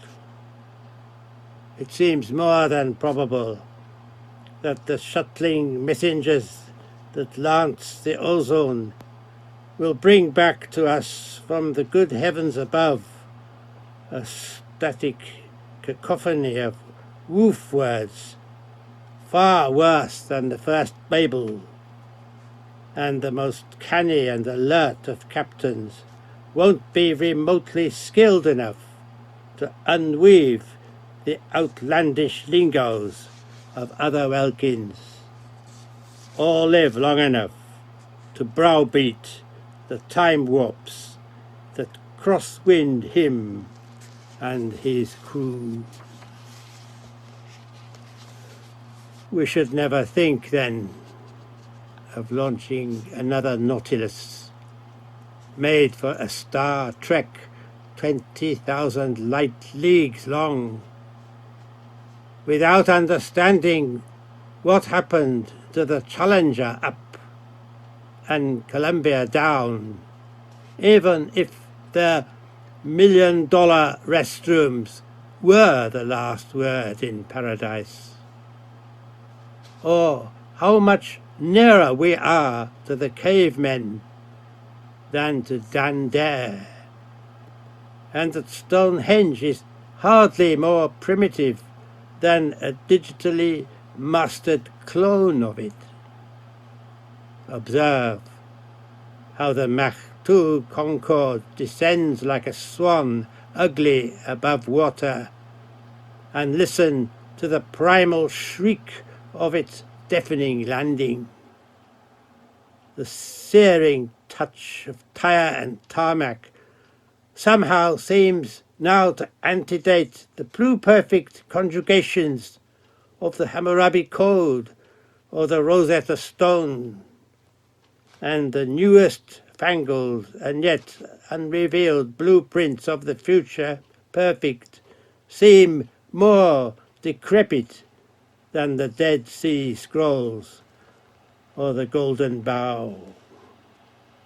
And yet Volkswagen Beetles seem so quaintly human we chide them for disasters on the autobahns when the fault has always been our own. Because, though, of our affection for these folkcraft we've created, we lovingly restore them, Smithsonian them, and proudly endow them with mystical charismas. But although thus we save them, we must take heed that the files of the world's hardware are forever expanding. And the more we go surfing tipsy through the topsy-turvy wavelengths of the internet, the more our topsail skills become inferior, and the more hours logged online inputting trash or downloading it, the less retrievable will become the ability to output a passionata thunder. There's no triumph in being an armchair journeyman, or a net potato, or in overloading couch brains till they leak from our stuffed ears. For such is the frantic pandemania to save every atom of information that even the sanest of us stand now on the thresholds of worldwide hysteria. It is not today far-fetched to imagine that when grief comes, perhaps tomorrow, our eyes will run with virus ampersands instead of tears. But oh, what little gadfly among us has a voice bold enough to challenge the spider and untangle the webs into which we all blunder? Not one has courage to utter the obvious. I, for fear of the mainland scoffs of the wave-top trippers, or the media potheads' spoil sport jeers. There are no lifeguards left on the beaches to cry out the alarm as the data-crunching drift nets drag down the drifters, aye, down and under. And I see the day when the queue pops up with a save now. The last man alive will cry, "Save me," and drown in the red tides of Siberia. Is it needful, then, to save our memories of journeys? Or is it alone the vehicles and vessels that we voyage in that deserve our attention? Or is it where they come from, or where they go to, or what's seen from the windows that's the essence of the nostalgia. And also, who is with us? After an odyssey overseas, or a drive of 500 miles, my ears still drumming with the highway thunder, I've often wondered whether such rovings were dreams, whether nothing's real to us, save only these dazed after times of reminiscence. It seems to me now more than half invention that one Wednesday, 25 Augusts ago, I was lost, yes, inside the Kremlin. Yet the Monday following found a kittiwake's stray feather on my way, where? Over the sea to sky. I've journals to prove this, that I was there then. But can I believe them? Was I there? Was it true? And what if I were there? Is there any pith in it? To believe, as Deo did, that has passed, and so may this be a long past song of us two together. Oh, that afternoon, rushing by rail across Poland, with love from Russia, in such a train, so clear the picture, the scent of pasture sweeping in through the windows. A pair of flash-past cantering ponies hitched to a hay wain, and the young driver, cheerio waving. To talk of it now, is it worthy of mention? Oh, save them, forbid them to be forgotten. Say, such memories as this one, rolling north from Nahodka, hard class on the long train to Khabarovsk. The enormous woman in the sweltering kitchen of the restaurant car at a tiny stove. Oh, the toil of it, shoveling coal. And Lilia, the worn-out waitress, a harassed housewife, who, when I begged her to give me a Russian tea tumbler, just one, for a souvenir, told me she didn't dare to, but then promised that if, on the way back, I again asked her, yes, then she would, knowing that we'd never meet again.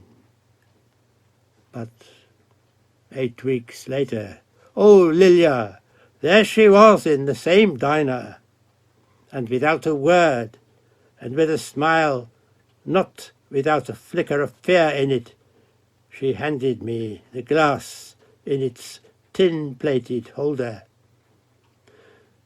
Remembering such little kindnesses as this kind nurtures, oh, the deepest benthos of my soul.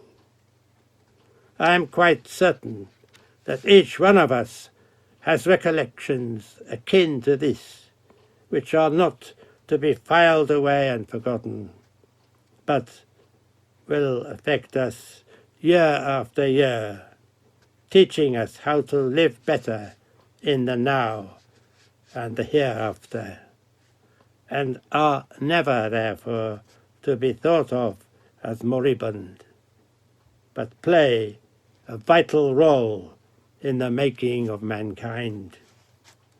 And there's known not one incident of the past that, recalled and held precious thus, may not move us to become more humane.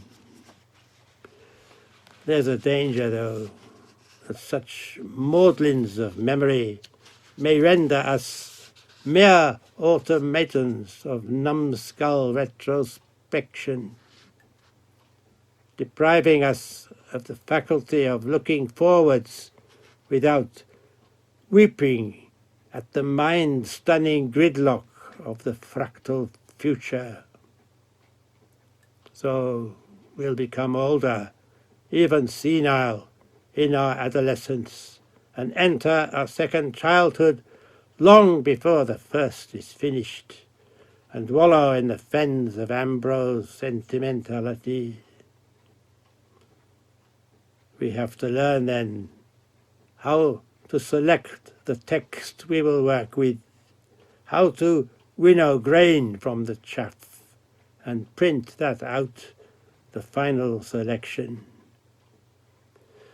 But how is it possible to do this? Every minute as I sit here, I am growing older and inching inexorably nearer to my life's finality, and the duration of waiting for Godot. As it grows palpably shorter, so does the shot scenario lengthen, written and stored in memories folder. Going to school by train, I'd always be sure to be facing the engine, but now, in my 60s, I sit with my back to it. For this is the glaring reality, that it's more heartwarming to look at the past, at the things that might have beens, at the Neverlands too, and oh, so much colder to contemplate, not what happiness may come to me tomorrow, but the notion that all that I now remember will one day be denied resurrection. On the bookshelf above my desktop is a wooden clock I learned to tell the time by when I was 8 or perhaps 9. But who will hear of this 100 years onward? And is it mere vanity to grieve that I might be gone from here with such a fact unknown?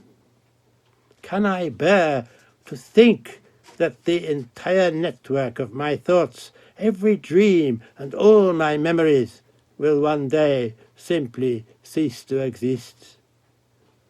When a man dies, there is such irrecoverable loss of treasure, as if, having just tapped the optimum vein, he must shut down the uncut mine.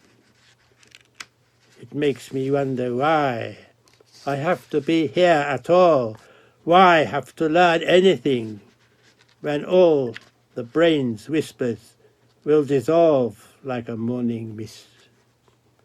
What is the wisdom in becoming wise, or of ever trying to achieve any kind of end, when an end will come anyhow to all I can call my own? That clock, hand-worked by a craftsman dead now. My grandfather bought it. My father and aunt bickered over it. It's become a ticking catalyst, an igniter of personal legend. But what of it? And yet, is there anything, anywhere, more important than this? Or more than the shining grey stone I picked up yesterday on the seashore? What has priority? God or mankind? Christ or his disciples? The cast pearls or the cursed swine? A pig hasn't it as much right to exist as the Pleiades, and might have the power to render us here on earth far greater pleasures than the crackling stars? Yet, what do? Laugh at the poor animal, bacon it, serve it up roasted, sometimes the entire head. Why should we imagine the pinhead patterns of the sky more beautiful? we kill things without thinking, without sorrow, without caring, identical to the way we're doing our best to slaughter the earth, and most likely we'd murder Orion if we took the proper measures or had other means to achieve it, wouldn't we? Surely then. Oh, isn't this asinine, indiscriminate assassination beyond bearing? Yet galaxies collide and commit their own heavenly pogroms, and the skies are filled with stars doomed to die, or dying, or already dead, to save which may mean to destroy much that might have been saved by calculated destruction. Lemmings understand this and die without despairing, somehow knowing that flowers flourish best in a weeded garden. Might it not be better then to lay waste to kit and caboodle and spread the ashes evenly throughout the universe? For how, when the hard cores of all shining raindrops on motes of dust, can we call them living treasures? Oh, but save the fireflies, for they are surely delegates from heaven, bringing us most wonderful revelations, that if we persist thus to abuse the sea and molest the sea's children, we'll shut down forever the furnace of the human mind. The fireflies, they appear here in this green valley in the early summer, and so tenderly hopeful, hover glimmering over the dulcet, unhurrying stream. And it seems then, in the evenings, as if the very stars themselves have come down with messages for us expressed in the gentle pulsations of their airborne lamplights. Oh, somehow to save their souls. And it's so much as if we can see the stars instinct, for they seem to be in and out, breathing in the darkness. And there was one that came solitary to my window and hung there throbbing with a kind of urgent asking for me to be willing, oh, to do something and do it soon enough. And others of them rose high up into the night to gleam in unison with the distant constellations, as if they wished to return to heaven with glad tidings, which, if they could, would be for them to find their mission completed, and would be also, in this tragic and ravaged world we live in, the most miraculous and most heartwarming of all salvations.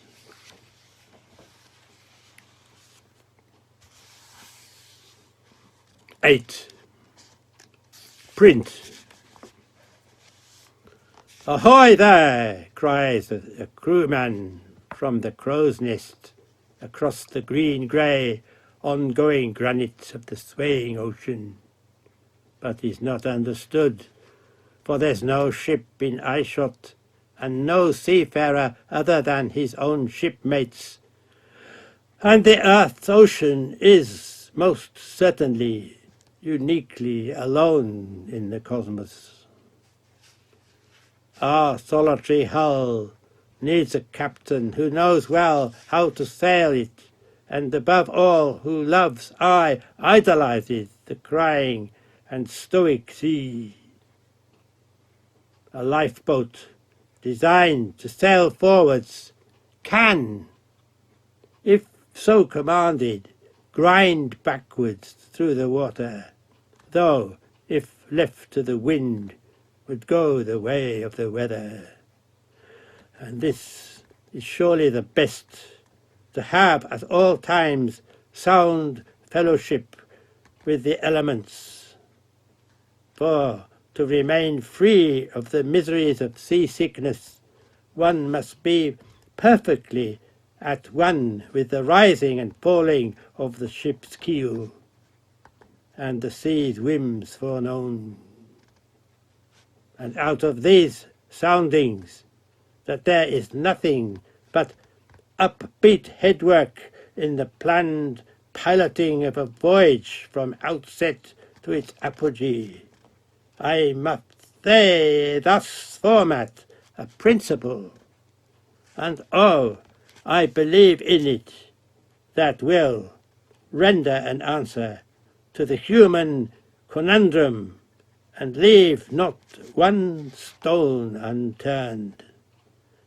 And that credo is simply this, that there does exist intangibly here and elsewhere, but incontrovertibly one unconditional good. A tree always grows and is, till the moment of its death, still growing. It never, I am sure of it, endeavours to die. Growing has resolve in it. Dying is not deliberate. Here then, at last, is an article of SeaManShip I can take as a manifesto to live by. But the lemmings, you'll ask me, why do they leap into the sea? Why, surely, only that others may survive after them. But isn't there a darkness here, in this beam of luminance?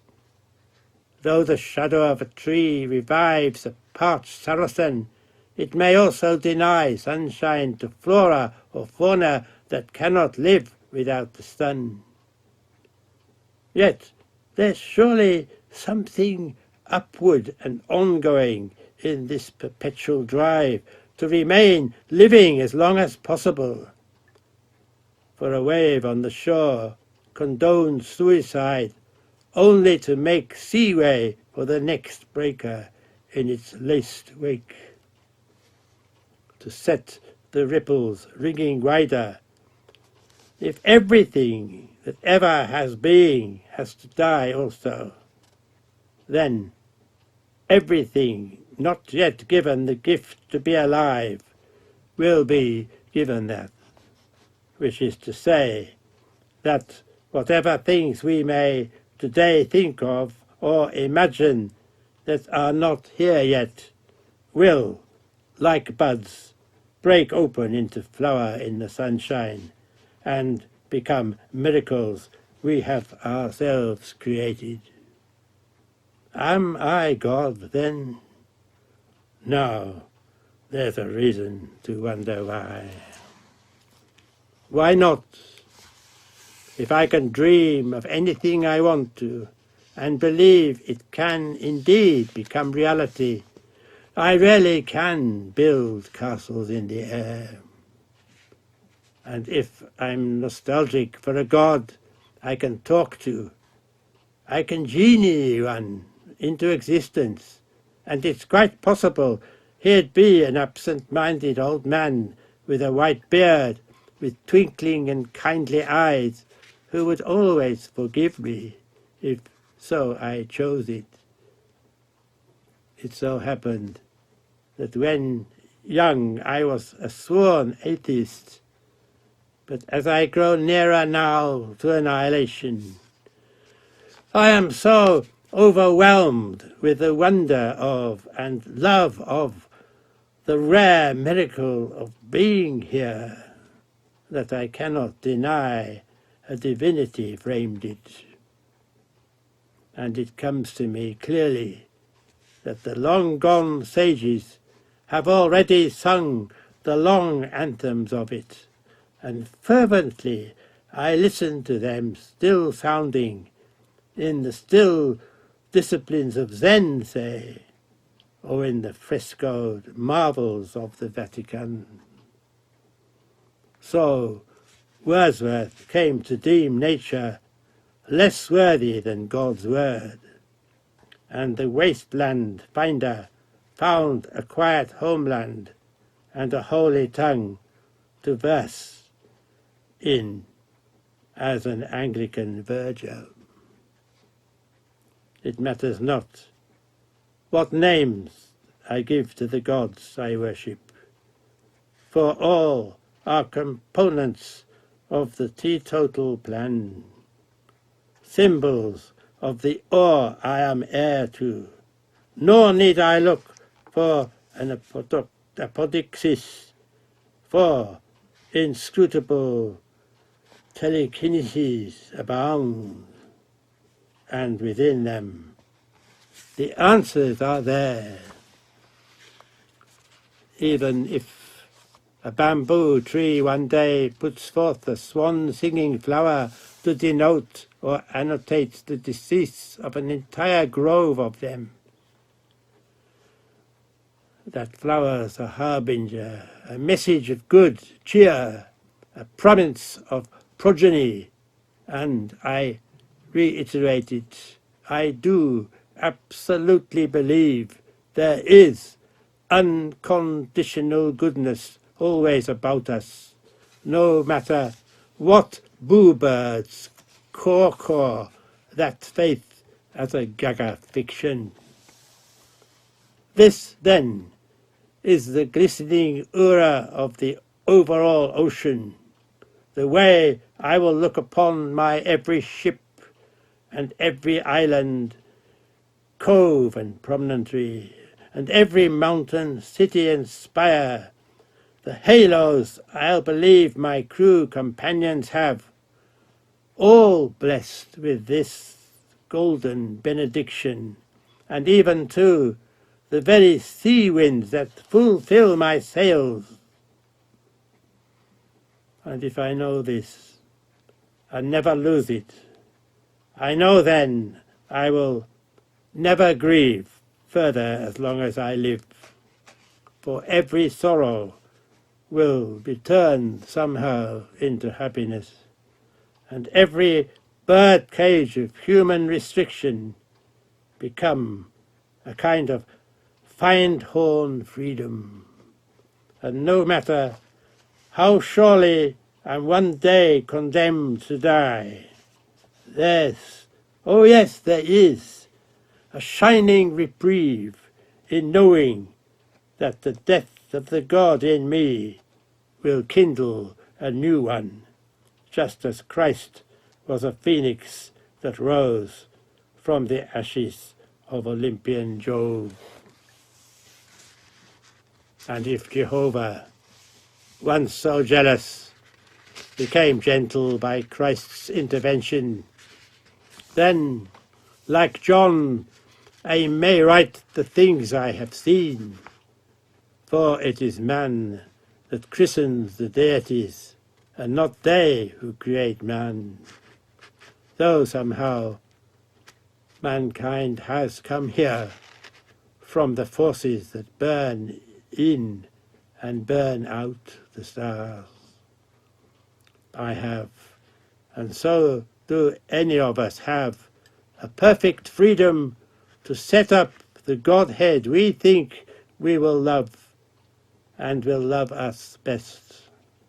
And perhaps mine will be a kind Adonis, but without Venus to seduce him, or Ganymede without Jupiter, a white-haired Peter Pan, imbued with the bright-eyed wisdom of Homer, who sits on a hillside and sings Arcadians to his listening lambs. And he will be blessed with a maiden companion, perhaps a little like Marina of Mytilene, with forget-me-nots for prayer books, they will lovingly together learn the virtues of matrimony, and bring into the world, then, children who will walk silvern like aerial siblings, and discover the filigree nest and blue bird has built golden in a willow tree above them. And this will remain the renewed Eden, whose denizens will never yearn for a lovelier paradise, where a harp of Burma is heard somewhere beyond Samarkand, and nearer to the welkin perhaps than a land like Bhutan. And there would be warm springs there, met so limonading up under and through the waters of a lake so perfectly pure that a snowflake would be visible 19 fathoms down, where the world leaders would assemble, unclad, an open convention where all conventions are outcast and protocol closed down, where kings and presidents, empresses and imams will repose together in a kind of rose garden harmony hitherto unknown. I snicker, if you will. And the health-bringing waters will be a cure more certain than any yet concocted for the ills of this war-racked world. And attendants will come jocund there, and gently enclose them in cool garments that bear no emblem of nation or standing. And Jingo Olympics will be banned, or if held naked, and with no intention other than to demonstrate the common humanity of the world's people, no matter where they may hail from. Oh, pooh on! Not one of us knows a way better to eradicate the heartburn of the human predicament.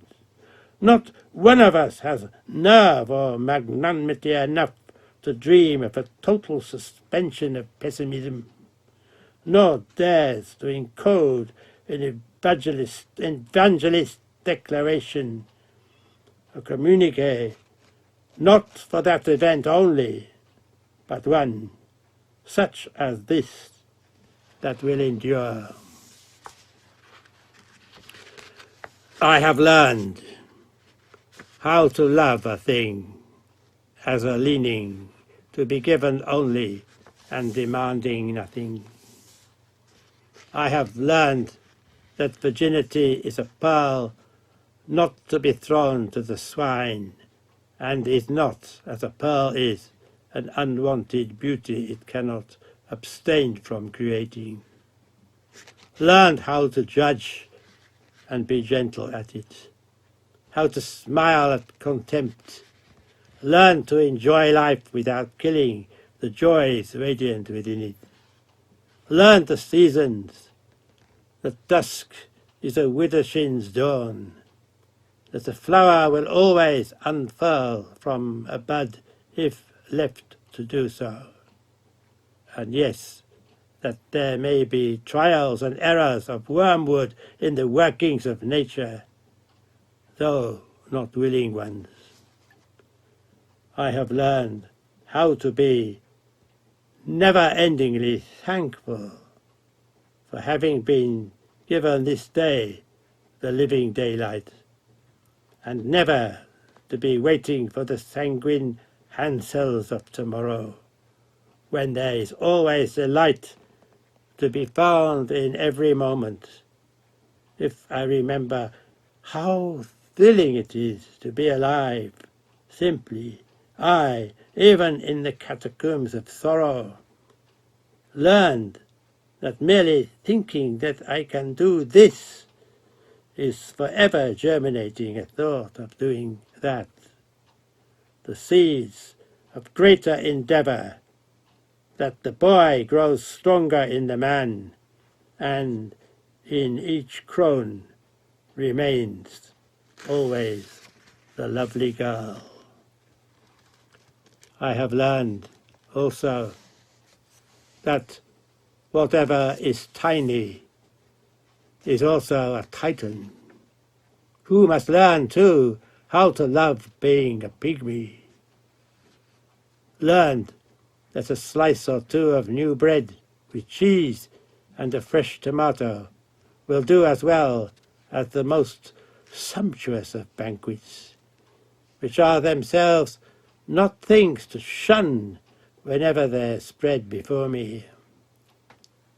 Learned that every heartbeat is one of a possible 3 billion, and meeting my childhood friend after an age apart of 50 years, learned that the friend's heart, and mine too, has been beating all that while, and that paradise is little more than simply knowing a thing like that, and thinking of it as a miracle of human endurance. Learn too that the far end coming to a thing is near the beginning of another, which has, before the ending of that which precedes it, already begun. I have learned that if the human body is akin to a Land Rover, the brain might be likened to the driver of it, and to spend a lifetime tuning engines or touching up paintwork will avail nothing, unless also I keep my mind's binnacle as bright as the morning sun.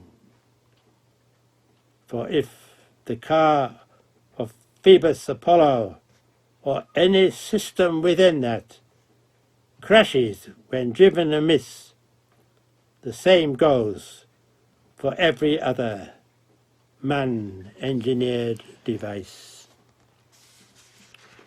Likewise, all ships and the men who made and man them, and the sea they sail in, are not without limit, for even a simple splint derives life from the death of a tree that might otherwise have been the fuel to drive the Starlight Express, which itself one day be consigned random to the scrapyard and melted down into perhaps a nail, which might then cause human lifeblood to scar crimson the dying ocean.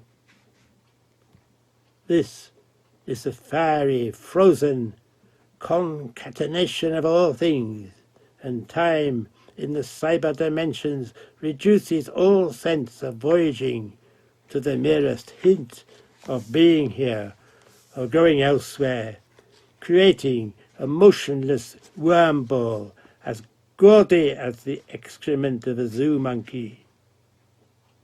Yet I know there will be motion in my own dimension, a journey I am now making, and upon which I may visit all the sun-blessed islands of my dreams, a journey defined in heaven, and which will end there, no matter how many hells I may encounter. For I know now how to confront them, and how, by pure devotion to goodness, to be free of tribulation, though I may weep sometimes when sorrow comes.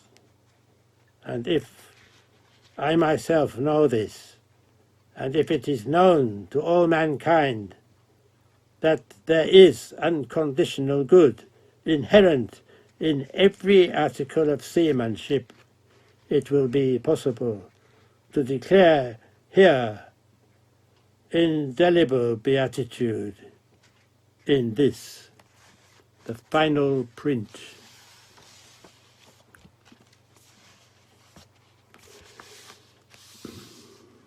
Nine. Shut down.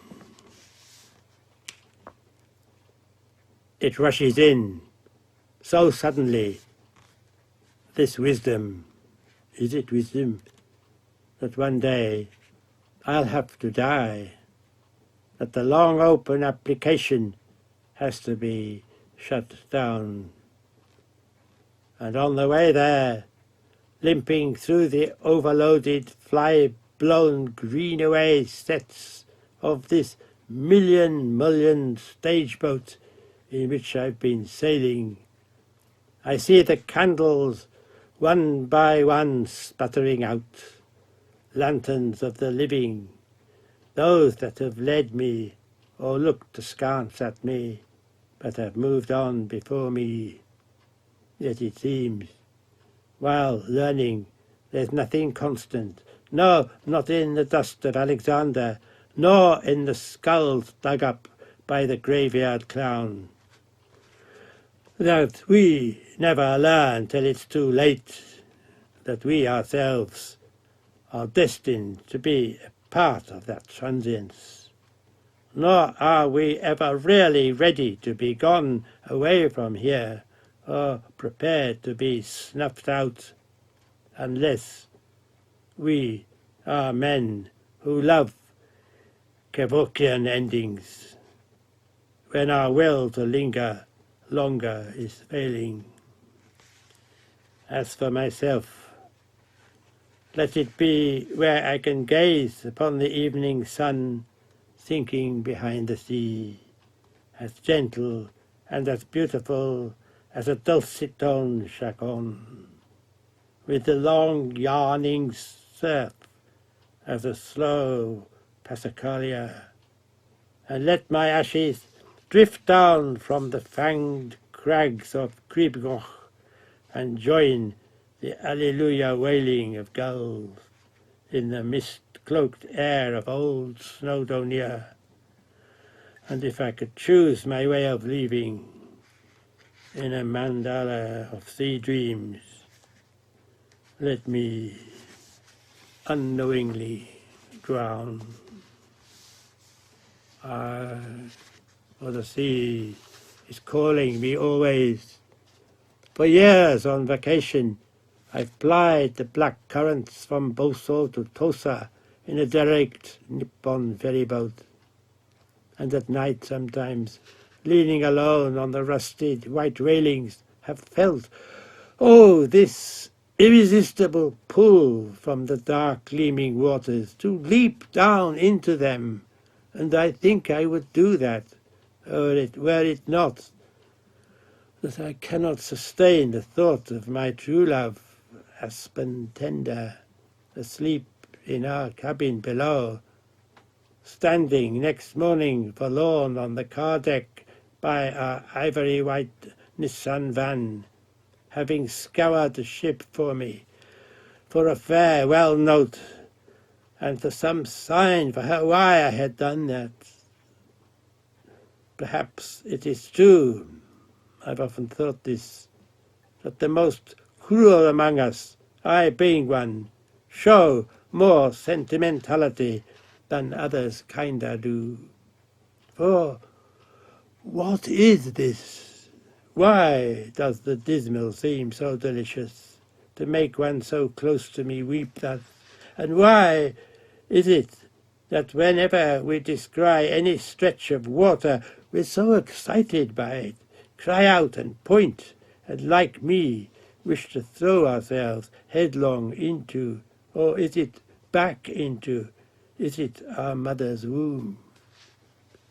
There's something wanting, something wanted in there, in the deep, too deep for me to comprehend.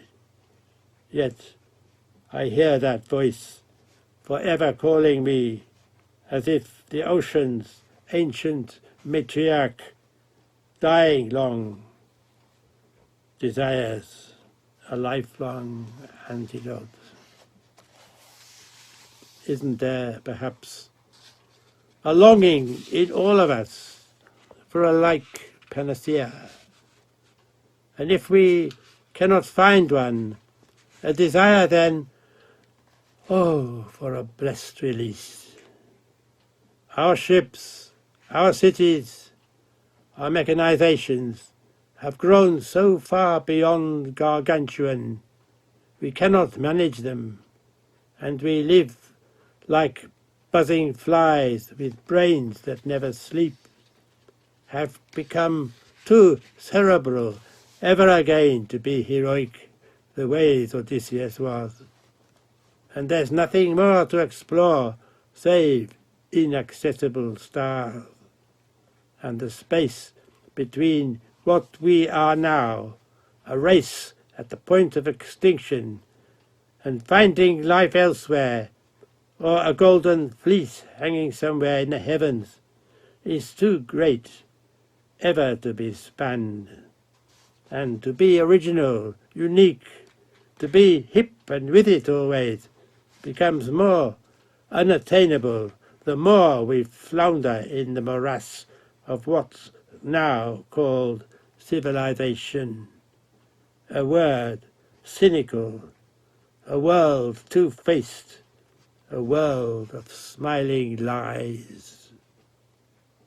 And those of us who win fame in it, are we happy ever?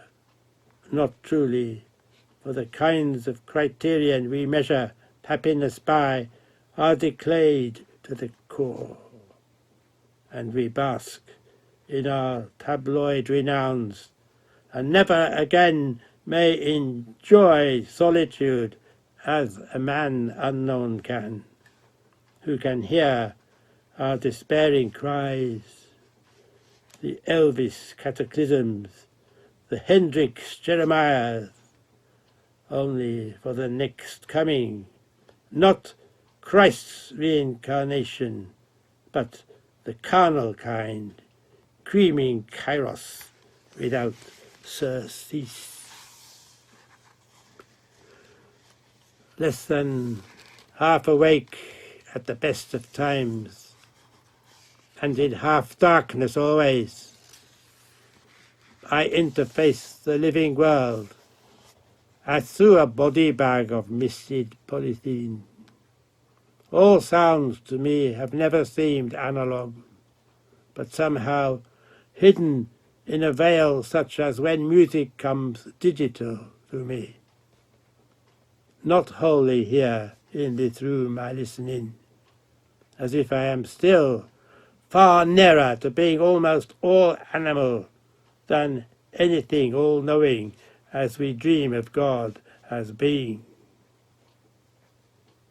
I watch my finger draw patterns on the moisture of a window pane, but the hand doing that seems an avatar's other than mine, seen as a handycam might catch it, a Kodak brain that has no faculty to understand what it is doing, as if what it is seeing is also nothing more than an image of reality, as if all is always virtual, all otherwise, all otherwhere, and nothing anywhere here perfectly clear. And even if the origins of the universe ever become known to us, will we ever know what it is there for? Will wisdom always be fleeing beyond what we think of when we think we know everything? There are still times, so tantalus-ridden, when, oh, I am so near to grasping it, but find, after reaching out with my hand to touch it, that all I can feel is the warm glass of an unbreakable screen. Here, at my keyboard, I'm little more than a mere letter linker. And if you were to ask me how exactly these bitmap inputs are processed in the innards of the windowed whirligig I work at, how it stomachs what I feed it with, I would find it utterly beyond me to expound. Someone, no doubt, could blueprint its brainwaves for us. But that wouldn't Bible the miracle of computation, nor make me a better poet. Perhaps that's how it is with God and man, that God gives us the ships to sail in and then abandons them, leaves us to do our best to master the seacraft and the crafts of the sea without ever knowing what alien port we are bound for, and gives us no means to know it. Or it may be, to mirror this, that God is a man-made machine, which, if I took trouble enough, I could dismantle from the ground up and analyze down to the last bit to find out how God works.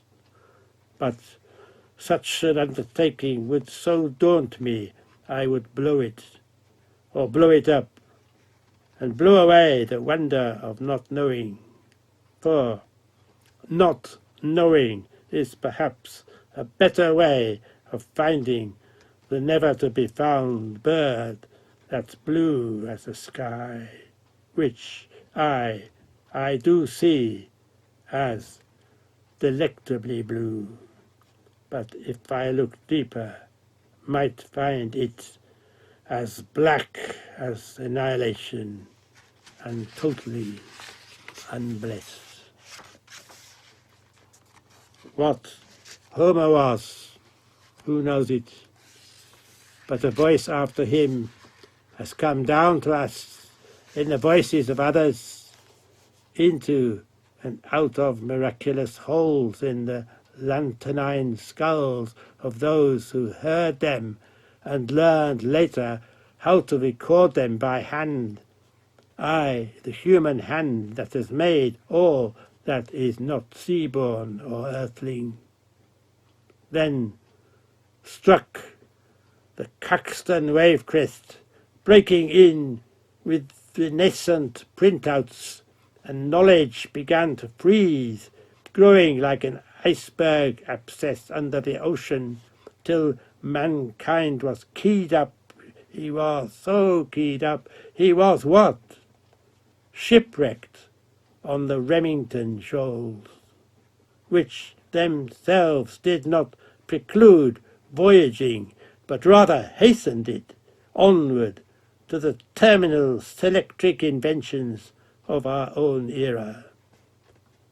It is these, more than any other, that have thrust us onto the next, the newest tide line of evolution, where man, the flesh of him, is overlaid with a metallic skin, within which he struggles like the half-blind nucleus of an amoeba, multiplying cells through the prison walls he sees on every side of him. The computer is not the last of our ships, for we will sail beyond it into a gigabyte world. We'll seek to upgrade forever, but while doing so, we'll assassinate our humanity and herald the end of what we have hitherto known as human souls. And yet, we are here still, little thinking creatures, strutting like half-fledged chanticleers and picking over every stone in the cluttered farmyard, looking for our partlet chicks. We are still so endearingly old-fashioned in our coxcomb fashions and bumbling modes of living. And perhaps it is here that we may find salvation. For to become doddering gardeners, growing dahlias or string beans, or to perch on deck chairs in the sunshine with our cups of tea, or idly to hum, knick-knack, paddywhack, give a dog a bone, this old man comes rolling home, or to lounge in our favourite armchairs in front of the TV, or to browse through glossy magazines, or to go surfing for the fun of sunburn, to sit in the pub talking of old times, or to take long walks along green country roads, are things we enjoy more and seem at loggerheads with the hideous apparition of the alternative, cold technology on the rocks. This means we must hold on forever to the manual of ships we know how to handle before we commit or condemn ourselves to break the codes of the unknown future. And we must remember, and it is so sad too, that no matter how many bright faces are about us, man is irrevocably alone. And I am one among such men, standing alone now on the shore, hearing the keening or the wistful voices in the waves, and knowing so well now what they are saying. And I am so doldrum-dashed that so few of us are tutored to listen. And I see the shining eyes of the young, and I am oh so sorrow-sick to think what they will have to contend with. Perhaps, though, I do not need to gaze so far into the future as I am gazing, or no further into the past. We rarely know of or think about the frayed or frail lifelines flowing beyond our grandfather's father or our son's grandson. We merely cling to the rigging of our ship through the stormy days, or stand local in the prow or astern a while and see only white horses a little way ahead, or a solitary gull in the wake that cries following us, for perhaps companionship a little. And that one seabird, without angst or anguish, can choose 1,000 ways to wing elsewhere, and does willy so, or nilly does not, and mews in the wind without knowing either joy or grief until the day it dies. Let us take, then, that gull as an emblem for us, and seek to be living always, without caring neither what life is, nor where we are going. I'll never know, perhaps, who assigned this, or whether the task is yet accomplished, nor if there exists here or anywhere an infallible art of seamanship compiled, or to be so for every man or myself only. It may be my ways of wondering have been too random, too undisciplined, to render coherent meaning to this manual I set my hand to. And what shall I say to the wayward, and how shall I let them know? I'd like them to shun the carefree arts of destruction they excel in, to find joy in the making of things that give joy to others, before they depart with nothing done save the undoing of themselves. Those who know they know the answers or need none will find the things they need to ask grow ever more urgent. And those who remain indifferent, oh, These are the worst, in every way more heathen than those who have sinned. It is far better to be scorned than ignored, but I would rather be loved, not for having done anything wonderful, but simply for having tried to show that there are ways of loving, not beholden to longings attained, that there are halcyon omens forever airborne, warm in the coldest wind. And this one thing I'm certain of, that if ever the sea, or man, or ship were utterly shut down, not one of them, no, not one, can ever again restart.